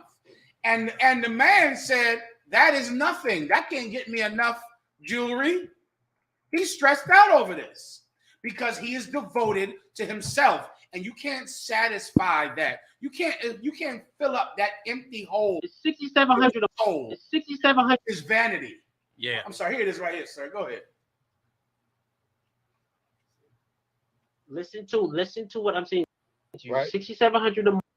It's $6,700 a month. Okay. And I can't buy socks? Listen to what I'm saying to you. Right. $6,700 a month, right? $6,700 a month in the state of New York City. You do the math. Oh, I done the math. I've been in child support, brother. I went to jail for it. Pause there. So I so he's actually angry that it's only $6,700 a month in the state of New York. Yeah. Wow. And we talk about $6,700 a month just to give him. Like, never mind him have a grown man. And let me tell you something. Okay, what I saw in Master P, I don't know this cat. He could just be talking for the video. You know what I'm saying? But the things that he was saying, if he's sincere about them, that's a hell of a character to have. Yeah. Like when you start on the bottom, I mean in the gutter, and you rise up and come up out that gutter and become successful, there's a small number of men that become successful and they are in love with helping others. Yes. They're like Master P, like he's looking at them brothers and sisters in that hood, and he's remembering how he struggled in that hood. And as he remembers it, he's trying to help them out. But all this selfish son of his could see is that it's not going to him. And he can't see how much he's already getting. Like he want to get more than he's getting and forget about this cat here. And see, cats that grew up in that gutter and became successful, they understand how wrong that spirit of selfishness is. You know what I'm saying? Like they understand this is some selfish stuff in my son. And they don't want to say it, but they see it. And they see the gratefulness of the people who do receive something from them. You know what I'm saying? Like you go down to the hood and hand $5,000 to some poor woman or some poor brother that you knew on the way up. You understand? All his son could see is how he gonna give him $5. He barely know him. His son don't even want him giving condolences to a cat that killed himself. Like, you know, he's a monster. You know what I'm saying? And he probably sees it and deals with it. And he said something else that was heavy too. He said, "Are you gonna take care of the family?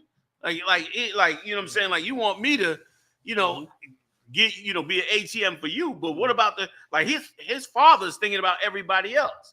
And if I could, what he should be doing, his son should be doing, is looking at them businesses his father started. Like here's the real problem, not the real problem, but here's one of the problems. His father got full-fledged manufacturing businesses that is not being spread in the black community. And a lot of it is not being spread because other people who make the same product are making sure they don't get into the black community. Like, why he don't crack them doors open? Why he don't say, yo, Dad, man, I'm going to forget about this career, and I'm going to go build you. I'm gonna make sure every black home in America tastes your noodles. And then guess what? He's going to do a lot more. He's going to do a lot more financially, and he's going to do a lot more to empower and to push blacks and Latinos to take care of themselves, to manufacture for themselves, to buy their own products. Like he could do a world if he had some innovative, if he wasn't such a selfish cat, which is obviously his father. No, and he still handled him with grace.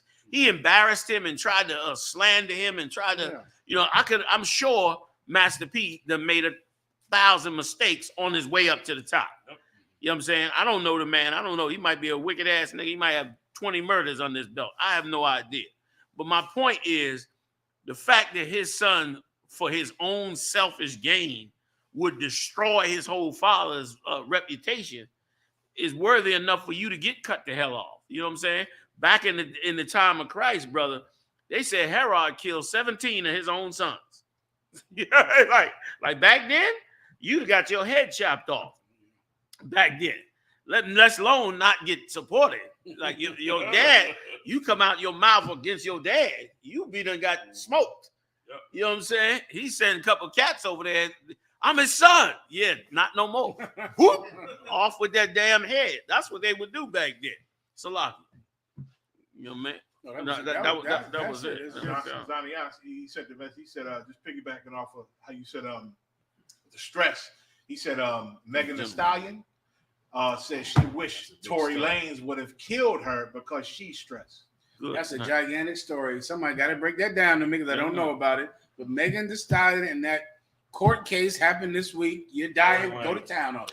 Comic-Con, so it came out that Tory's, Prince was not on the gun at all. But the females, Tory? You got to Tory Lanez, the rapper. Tory Lanez didn't start shoot from the Meg. beginning. Oh, Break it down. Comic-Con, sir. Comic-Con. Now, I know she got shot in the foot, right? Somebody got shot in the foot. I know So that. they say. So they say. And the plot thickens. Damn. What happened? Break it down. Okay, Comic-Con. So it came out that Meg's friend Kelsey, she was also sleeping with Tory Lanez. They were in the vehicle together. You know what I mean? And they found the gun, and Tory's print was not on the gun, but a female's DNA was found on the gun. That's not being disclosed. And the sister Kelsey, who was also sleeping with Tory, came out on the stand and said Tory did not shoot her. And it came out this week that his DNA was not on the gun. And Meg trying to, get sympathy, saying, I just wish she would have killed me. You know what I mean? Because of all the stress that I'm going. You guys, I was supposed to go on. It's coming out now that Megan Thee Stallion was not. Is that Megan Thee Stallion up there? One of them? Yeah, one of them was. Okay. Oh, okay. Is it coming out that he never shot her? All this drama and he never shot her. No fingerprints was on that gun, which is rough to get a conviction with a gun that's just thrown away in the middle of the thing and there's no fingerprints on it. God. And no witnesses. This woman is saying, read that again. Oh, so like a female's prints was found. A female's prints are on the gun.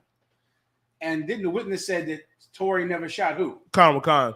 The witness said Tory didn't shoot Meg, sir. Well, yeah, that's Is Megan Thee Stallion saying he shot her? Yeah. Meg is the only one that's saying that he shot her. And she had sex with him and having sex with like 3-4 people. Who did the trial say she was having sex with? Meg Thee Stallion was having sex with the baby, the rapper, and Ben Simmons of the Brooklyn Nets, along with Tory Lanez. That's why he trashed. And if I may, sir, that's why. That's why he's terrible. Now that solves the whole mystery.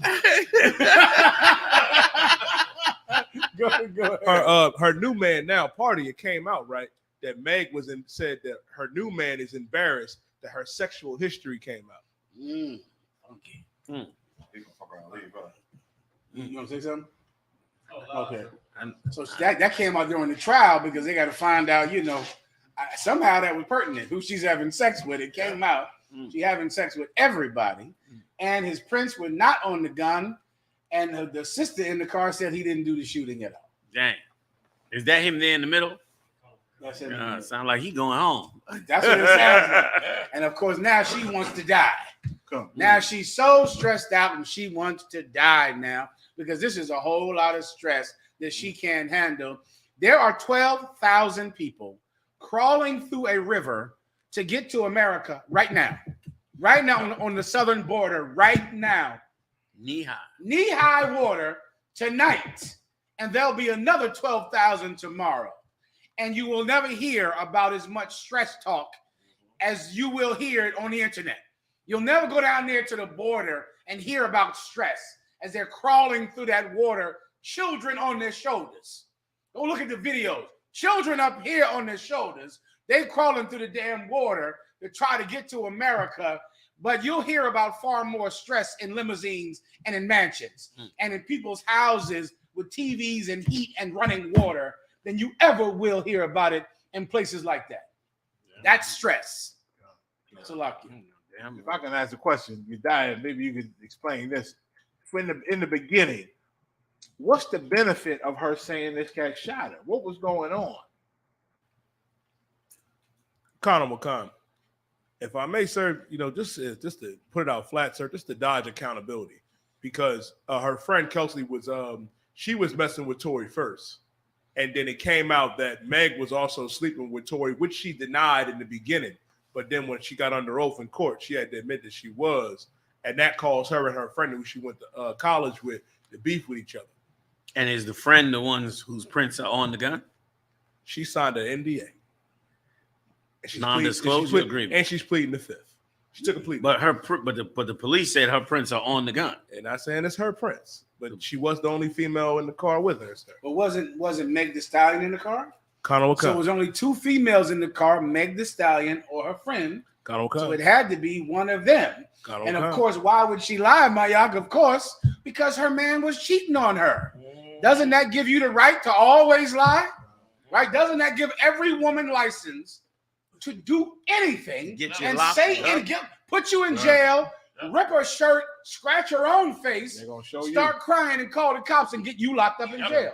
Because every woman wants to put you in jail because you have another woman. And she, of course, will lie. And, you know, she grabs the gun. She shoots. The woman, Meg Thee Stallion, could have shot that gun trying to shoot him. Damn. But shot the wine bottle, shot the champagne bottle. Shot herself. Which happens more than you think. Yeah. Shoot her damn self in the foot. So she didn't get shot in this incident? Who got shot? Did anybody get shot? Let's start there. Who got capped in the incident? Conor Khan, sir. Wasn't a full-fledged bullet wound. It was either glass or the shrapnel from the bullet that hit her. So hitting the wine bottle is very plausible, sir. You see that there? Yeah. She gets the gun mad. But who got hit? Meg got hit. Oh, she got hit. Okay. But you hear what he's saying. There ain't no bullets in her. Bullet hole. Like, so it wasn't. They might not even have shot him. Yeah, she might have stepped on broken glass. Yes. Was there a bullet hole? Anything? Lie, sir. Not on her skin. Not on her foot, sir. They probably got 10 million views on this damn video about nothing. About some broad running around with 3 dudes and mad because one of them is sleeping with her friend when she's sleeping with 3 of them. Like this is a 10 million view video about nasty sex. That's it. That's the story. That's the whole story. Go ahead, So, like, I don't know if y'all remember this, but Gentleman was talking about we did a story, and Gentleman was breaking down how women be talking all this craziness, right, and end up with the cat that how they say, I need this type of man. Mm-hmm. She made a song about the type of man she needed, basically like he had to be like an angel, and then went with the cat. She's in a court case over a cat half her size. Yeah. All right. I mean, it's completely backwards. You do call her a stallion. Good. Somebody said we breaking this case down like Daniel broke down the history of Suzanne with the 2 cats. The man is doing out of the free. That was innocent, all right? Shame on. Damn it! Hold on. That's it. Dismissed. Oh man, that's crazy. That is funny. So I think that's it. Go ahead, you die. Yeah, we tight. Go ahead. Scripture says, "Sir, a whore is a deep ditch, boy." So she all this because she wanted to be a hoe, having sex with everybody, and man, her girlfriend got herself. Yeah. And may not have even intended for him to get all locked up in all this. Might have just intended for it to be like a little overnight, you know what I'm saying? Yeah. But then it's snowballed and the lie go on and on and on. Next thing you know, you got to have bail money and all this over some little spat in the car because she saw a picture of you tearing up the other broad when she got 2 other niggas on it, you know. Excuse my French. Go ahead. Oh, Sluggy. Money. Oh, Sluggy, sir. I think she was Meg. Well, Tori was with her friend first. Meg was the one that backdoored her friend.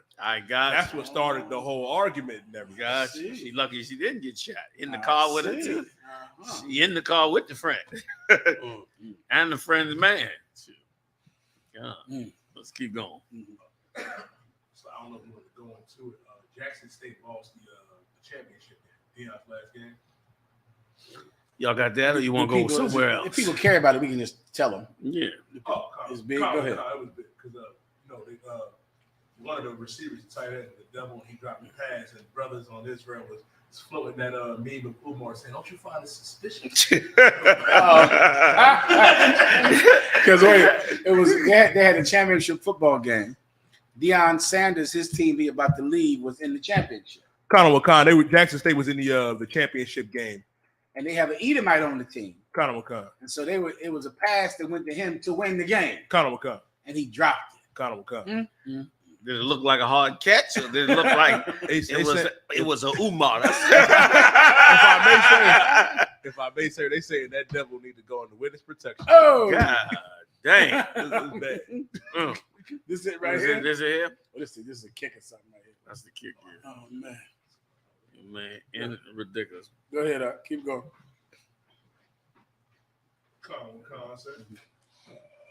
What other stories you hold? Joe Biden on the anti-Semitism. We want to go to the World Cup.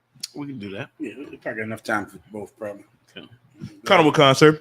Biden establishes government task force to combat anti-Semitism. President Biden will establish a task force to coordinate government efforts to address anti-Semitism with other forms of religious bigotry, the White House said Monday, in the wake of a rise in anti-Semitic rhetoric. All of a sudden, it's a rise because black people start finding out that they are anti-Semitic. I mean, that they are the Shemites. That's right. You know what I mean? Something that's been being said. And it's amazing that, if I mean to just jump in on y'all, but it's amazing to me how the only belief system in America that is pushed up against is that of the UPK. Because, the UPK is saying we're Israelites. Any other religion that you decide to join, you can join. But if you say blacks are Jews, you are anti-Semite. And they got to have a whole White House task force for it. Because where else do you see that? You don't see it nowhere else. Unless there's something going on with white supremacists they ain't saying. But the big news coming out all over the place are that blacks, Latinos, and Native Indians finally figuring out that they are the real Jews, man. The BIPOC generation, brother, this new BIPOC generation is definitely waking up. And they coming back together, and they taking back their identity. And it is pissing off those who've been lying about it for so many years. It's a lot here. You know what I'm saying? It's so ridiculous in this. America touted itself on the fact that you have religious freedom. Isn't it the First Amendment? Oh yeah. No. First is speech. Speech. Is the First Amendment, right? Second is religion. Correct. Second is guns. Guns. Second Amendment is guns. Where does the freedom of religion come in? Third or fourth? I get it. Like you, America. I mean, listen, we went to court against one of the richest piece of real estates in the city of Philadelphia. We went to court against one of the wealthiest pieces of real estate in the United States, in Philadelphia, probably in the whole state of Pennsylvania. And the judge said, what them brothers are doing out on the street, she said, I don't care if it destroys your whole business. She said this to a real estate company that's about second to none on this East Coast. She said, I don't care if them brothers on that corner destroy your entire business. She said, their right to stand on that corner and teach what they're teaching is how you say? Sacrosanct. Sacrosanct. Give me the definition of that. Most holy. Most holy, she called it. Damn. So-called. And she was a white Jewish woman. Yes, she was. She was a white Jewish woman and had a whole team of university students.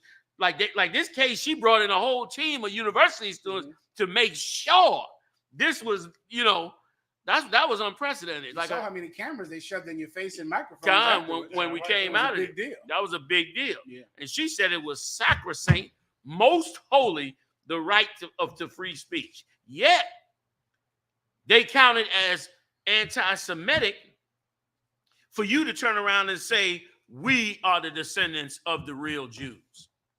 And listen, here's the thing. Don't be mad at us because we say you got to prove it, because certainly you made us, you forced it down our throat that we could never be the Jews by bloodline. It was like we could only be Jews by converting. Remember the cat that came on with the Proud Boys and said, we invite y'all to come and, join the so-called Jewish people, as though we have to join them to be the people of the Lord. It was ridiculous, man.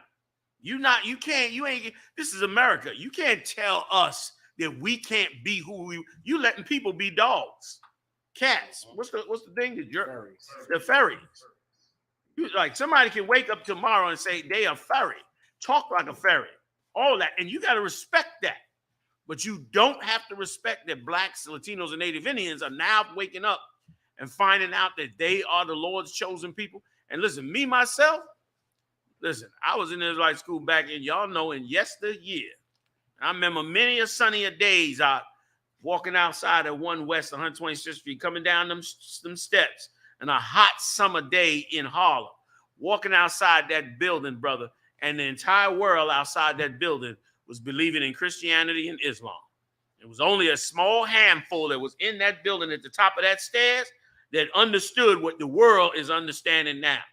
And lo and behold, I knew back then when I'd step out that building, man, and that sun would hit my face, and I'd look at that Harlem and look at how horrible it is, I said to myself, one day, I know you are going to make all these people know this truth. One day. And remember, there wasn't no internet back then, wasn't no cell phones back then. I'm telling my age now. Wasn't none of that back then. But I knew there was going to be a way that he was going to make everybody know, blacks and Latinos, that they are these real Jews. And brother, he did it. And mostly did it without the technology. Mostly did it, brother, still doing it the old school style on that corner with a microphone and the spirit of the Most High confounding these lies. And that judge saw that. And listen, she said something else. White Jewish judge. She said, I went out there myself dressed in regular clothes. She said, and what they are doing is protected by free speech. But now there's so many, we've been around since the 60s. Now there's so many people and celebrities are all delving into this and saying, is this possible? What is this? Now, all of a sudden, they got to have a task force now. And let me tell you something. Salaki. I just want to read something. Go ahead, Salaki. Go ahead. This is a story from a journalist named Daniel Greenblatt. And he titled it, quotes, "Black people are the real Jews." He's a Jewish person too. This is just a part of what he wrote. It says, when black people strike up a conversation with me as a Jewish person, they want to talk about religion, not politics. It's a topic that not only Jewish people I know, but most Jews are uniquely incapable of discussing, since they have mostly discarded the faith of their fathers in favor of a new faith in politics. Damn. The consequences of this theological reboot is that such religion as they have is dependent on their role in the civil rights movement. Damn. I have seen few Reform rabbis feel a fraction of the passion about Moses bringing down the word of God from Mount Sinai as they do when waxing righteous about Abraham, Joshua, Herschel walking with Martin Luther King.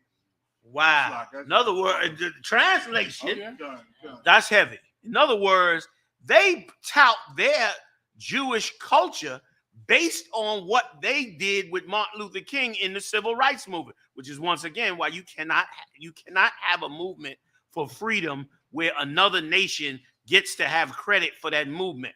Yediah, get me the scripture where Abraham said he would not take of the spoils because, get me right on it, where he said he would not give them the credit for saying that it was the Lord that delivered the nation. You know the one I'm talking about. Find that scripture for me. Let me tell you something, man.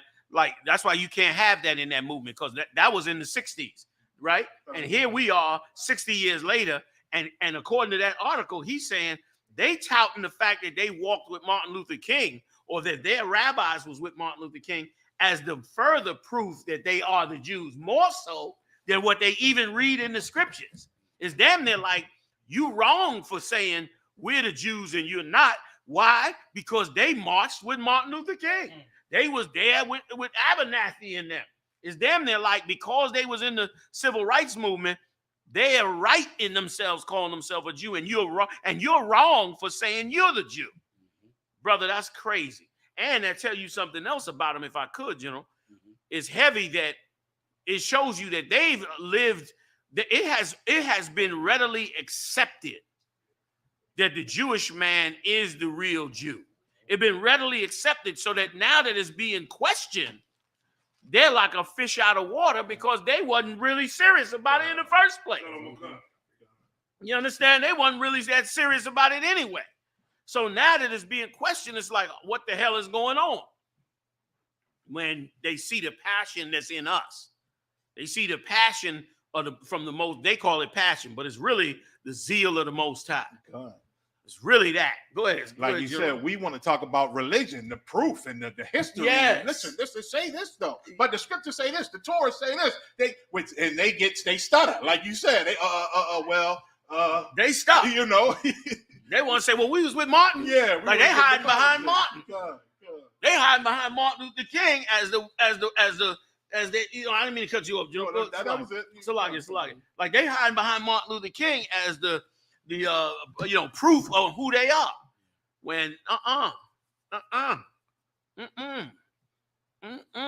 And let me tell you, so many books from their rabbis and scholars came out. Not one or two, many of them come out and say that they are converts. And let me tell you something was so ironic and beautiful about the Most High, that at the end of all this, every nation is going to have to identify who the hell they are. Everybody done took a piece of the culture of the Hebrews and created a religion off it. The Arabs, the Judaism, Christianity. In the end of the day, everybody going to have to own up. Everybody's religion is going to have to be able to be scrutinized, and it's going to be found out to be lacking in what they've been saying. You understand? Especially those who would now, like, they got to have a task force for what? Poor black people who follow the law to the maximum. You understand? Oh, y'all got to see this. I don't even know. I don't want to scare y'all.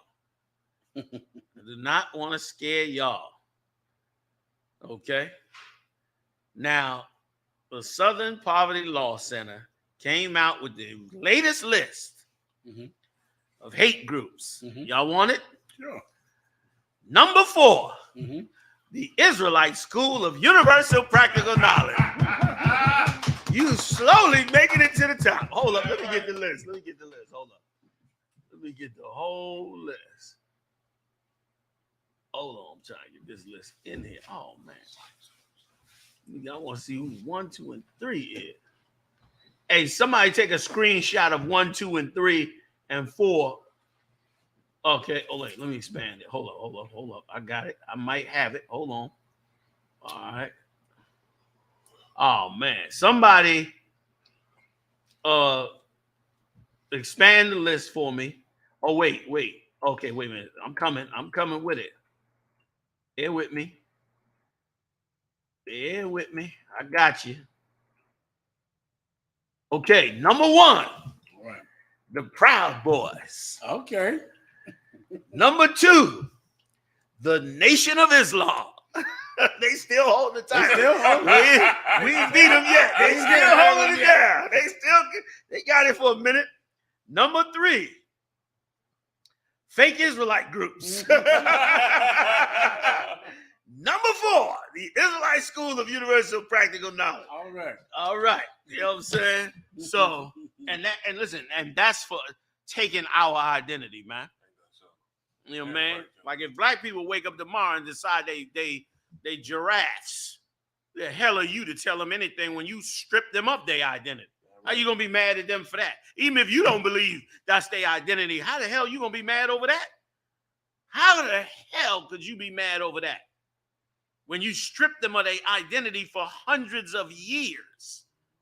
Latinos walking around speaking a different language with different names as an identity, all because of the Spaniards and conquistadors, because your bloodlust was so bad. You had to wipe them out till there was nothing left of them. Like in your slaughter, you didn't even try to say, let's preserve their history. Let's, you know what I'm saying? Like in the past, when you read the scripture, you still holding them scriptures I asked for? The what? Like in the past, when you check the history records on the nations around the world, when they put another nation in captivity, they kept the identity of that nation. Even if they took that nation and took them out their country or changed their religion, in their halls, in their libraries, they kept the records of those people. But you want, after hundreds of years of stripping the identity of the Lord's people, for them to not identify with themselves as being Jews. Okay, which is insane, because ain't no Caucasian come out the Middle East, except the ones that went down in there under Esau. Salakia. What you holding? We over the time? Oh yeah, let me read these last two scriptures. We be out here. Let's. Y'all was gonna say something. Y'all good? Go ahead. Genesis chapter 14 and verse 11. And they took all the goods of Sodom and Gomorrah and all their visuals. And right. went So everybody that knows, this is a Lot leaving. Go ahead.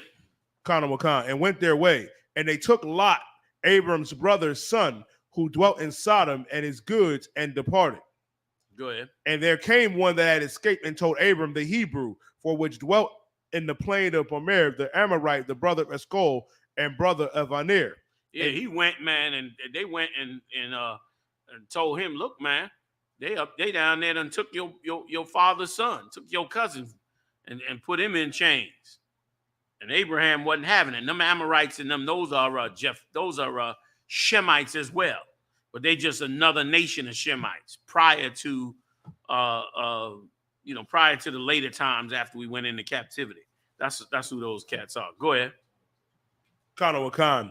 Genesis chapter 14 and verse 22. And Abram said to the king of Sodom, I have lifted up my hand unto the Lord, the Most High God, the possessor of heaven and earth, that I will not take from a thread even to a shoe latchet, and that I will not take anything that is thine, lest thou shouldest say, I have made Abram rich. Let me tell you something, Ma. Don't be no revolutionary. If you're not going to study the baddest revolutionaries on earth, you think Huey Newton was the baddest revolutionary. Huey did what he thought he could do. These cats did 10 times more.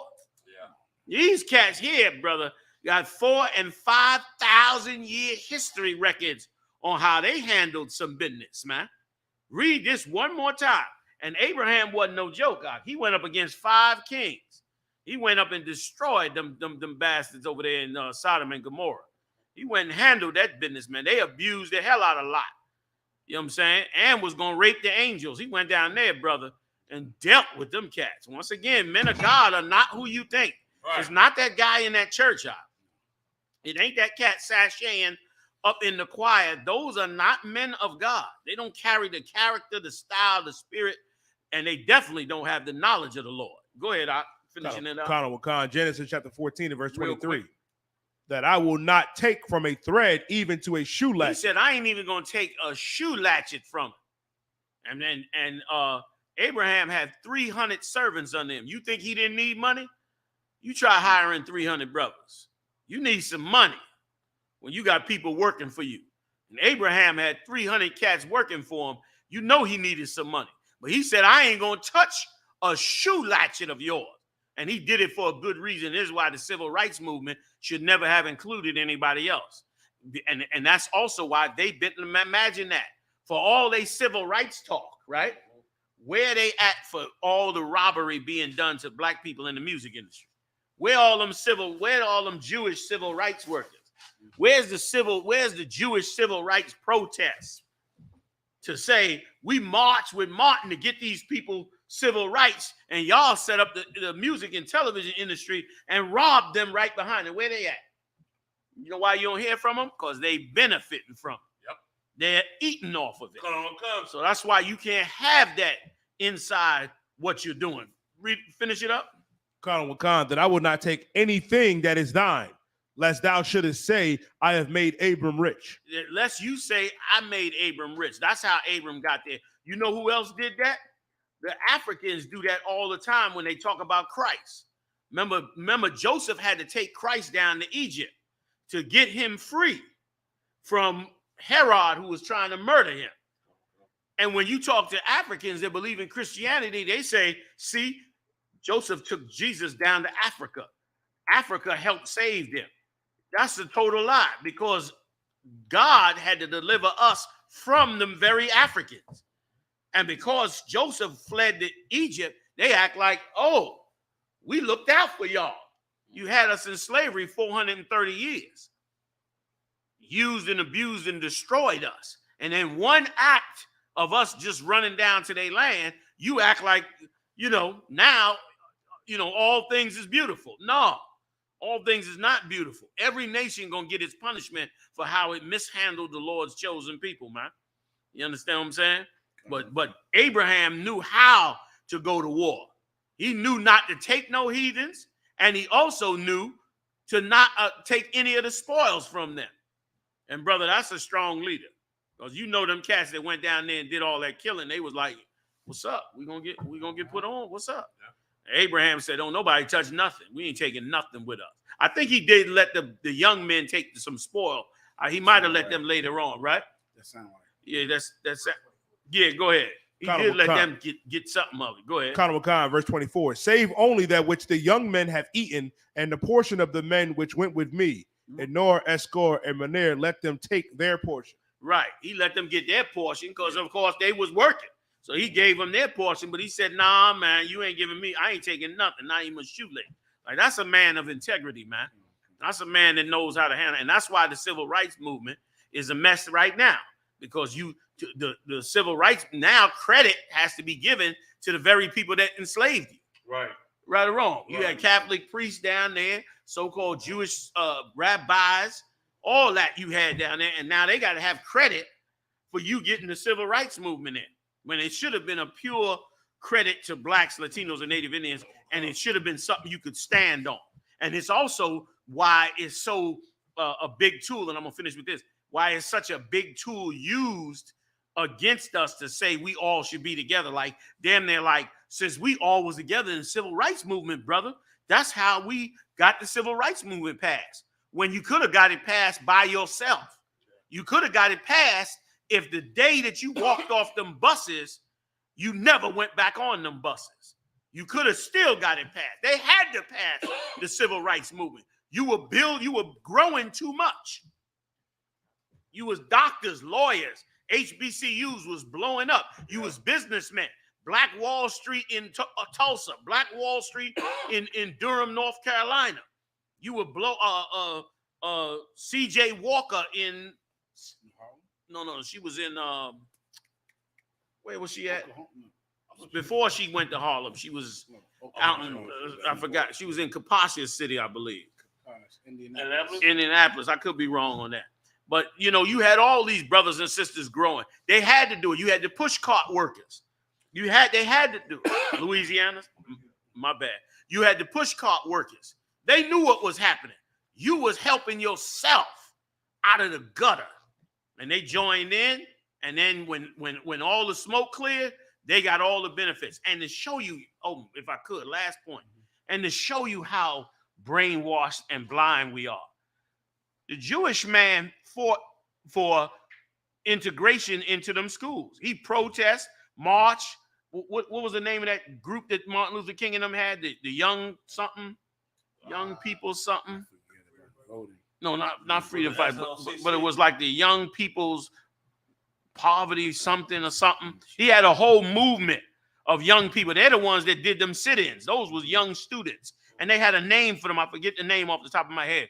And they had them students was in a movement, okay, and they would go into them lunch counters and all of that. That's where that came from. You understand what I'm saying? That's where that came from. We were helping us. We was building us. We was coming up out the earth, and they jumped in it. And then again, they marched and fought for us to have integrated schools, and then all of them opened up yeshivas and took their kids out. Yeah. Is that something or something? Yeah.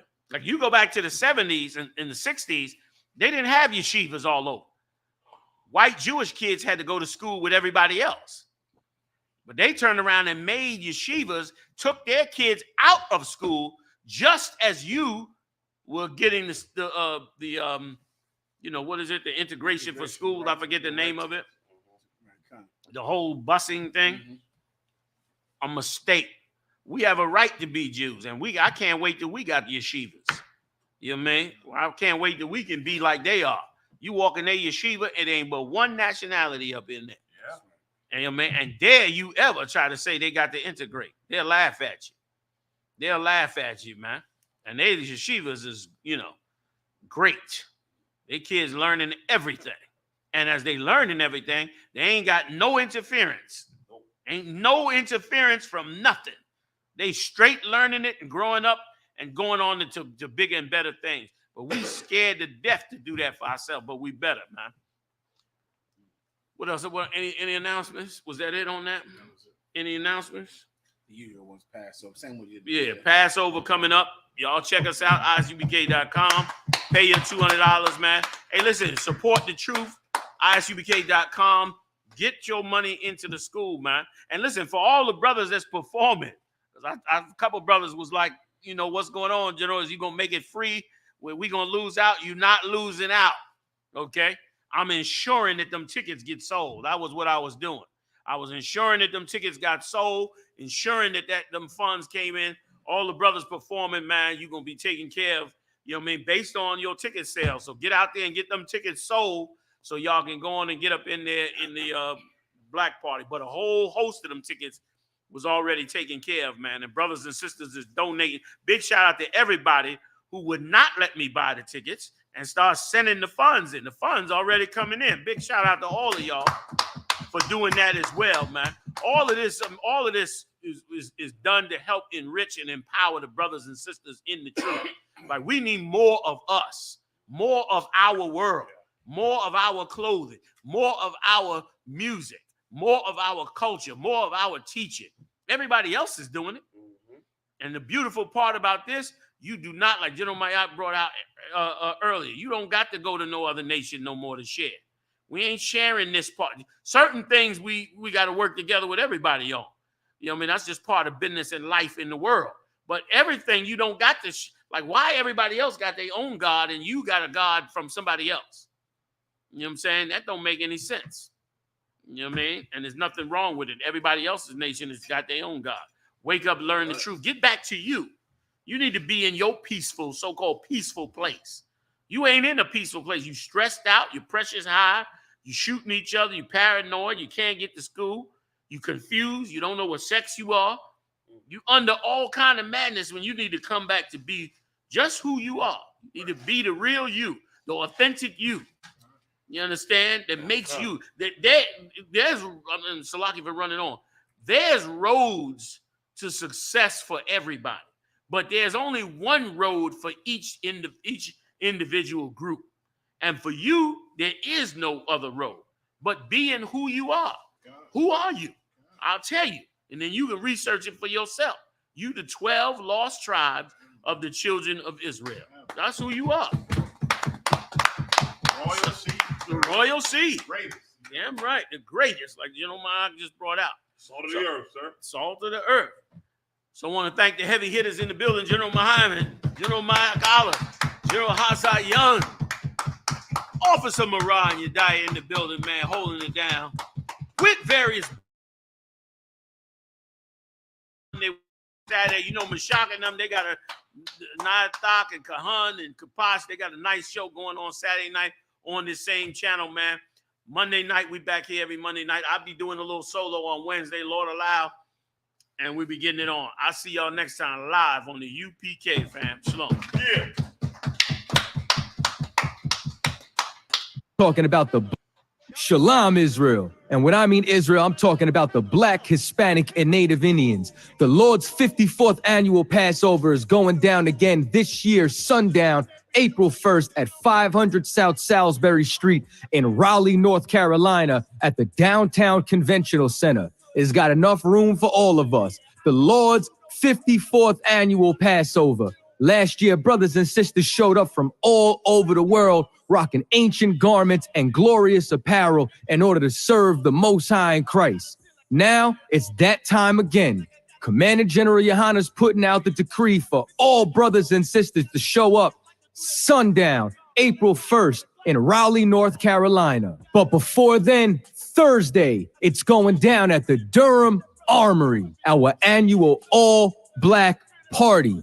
Last year was also the Hebrew Academy graduation dinner. This year, Commander General Yohanna got something special for y'all. It is going down. What's happening? A full-blown Hebrew concert featuring Captain Tawar. One west till they bury me.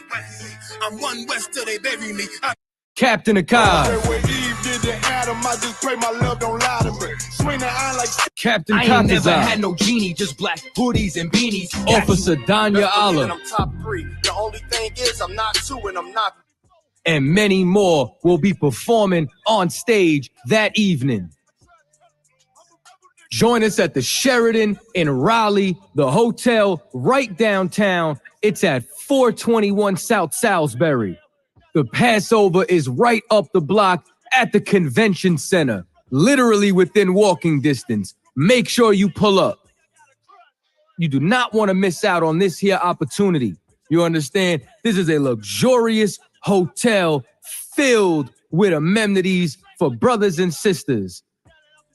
Make sure that you do your due diligence because rooms are going fast and they are limited this weekend. You understand? We have months in advance of preparation. Do not wait till the last minute to get your room. The Lord's 54th annual Passover, Saturday, April 1st in Raleigh, North Carolina. Join us there.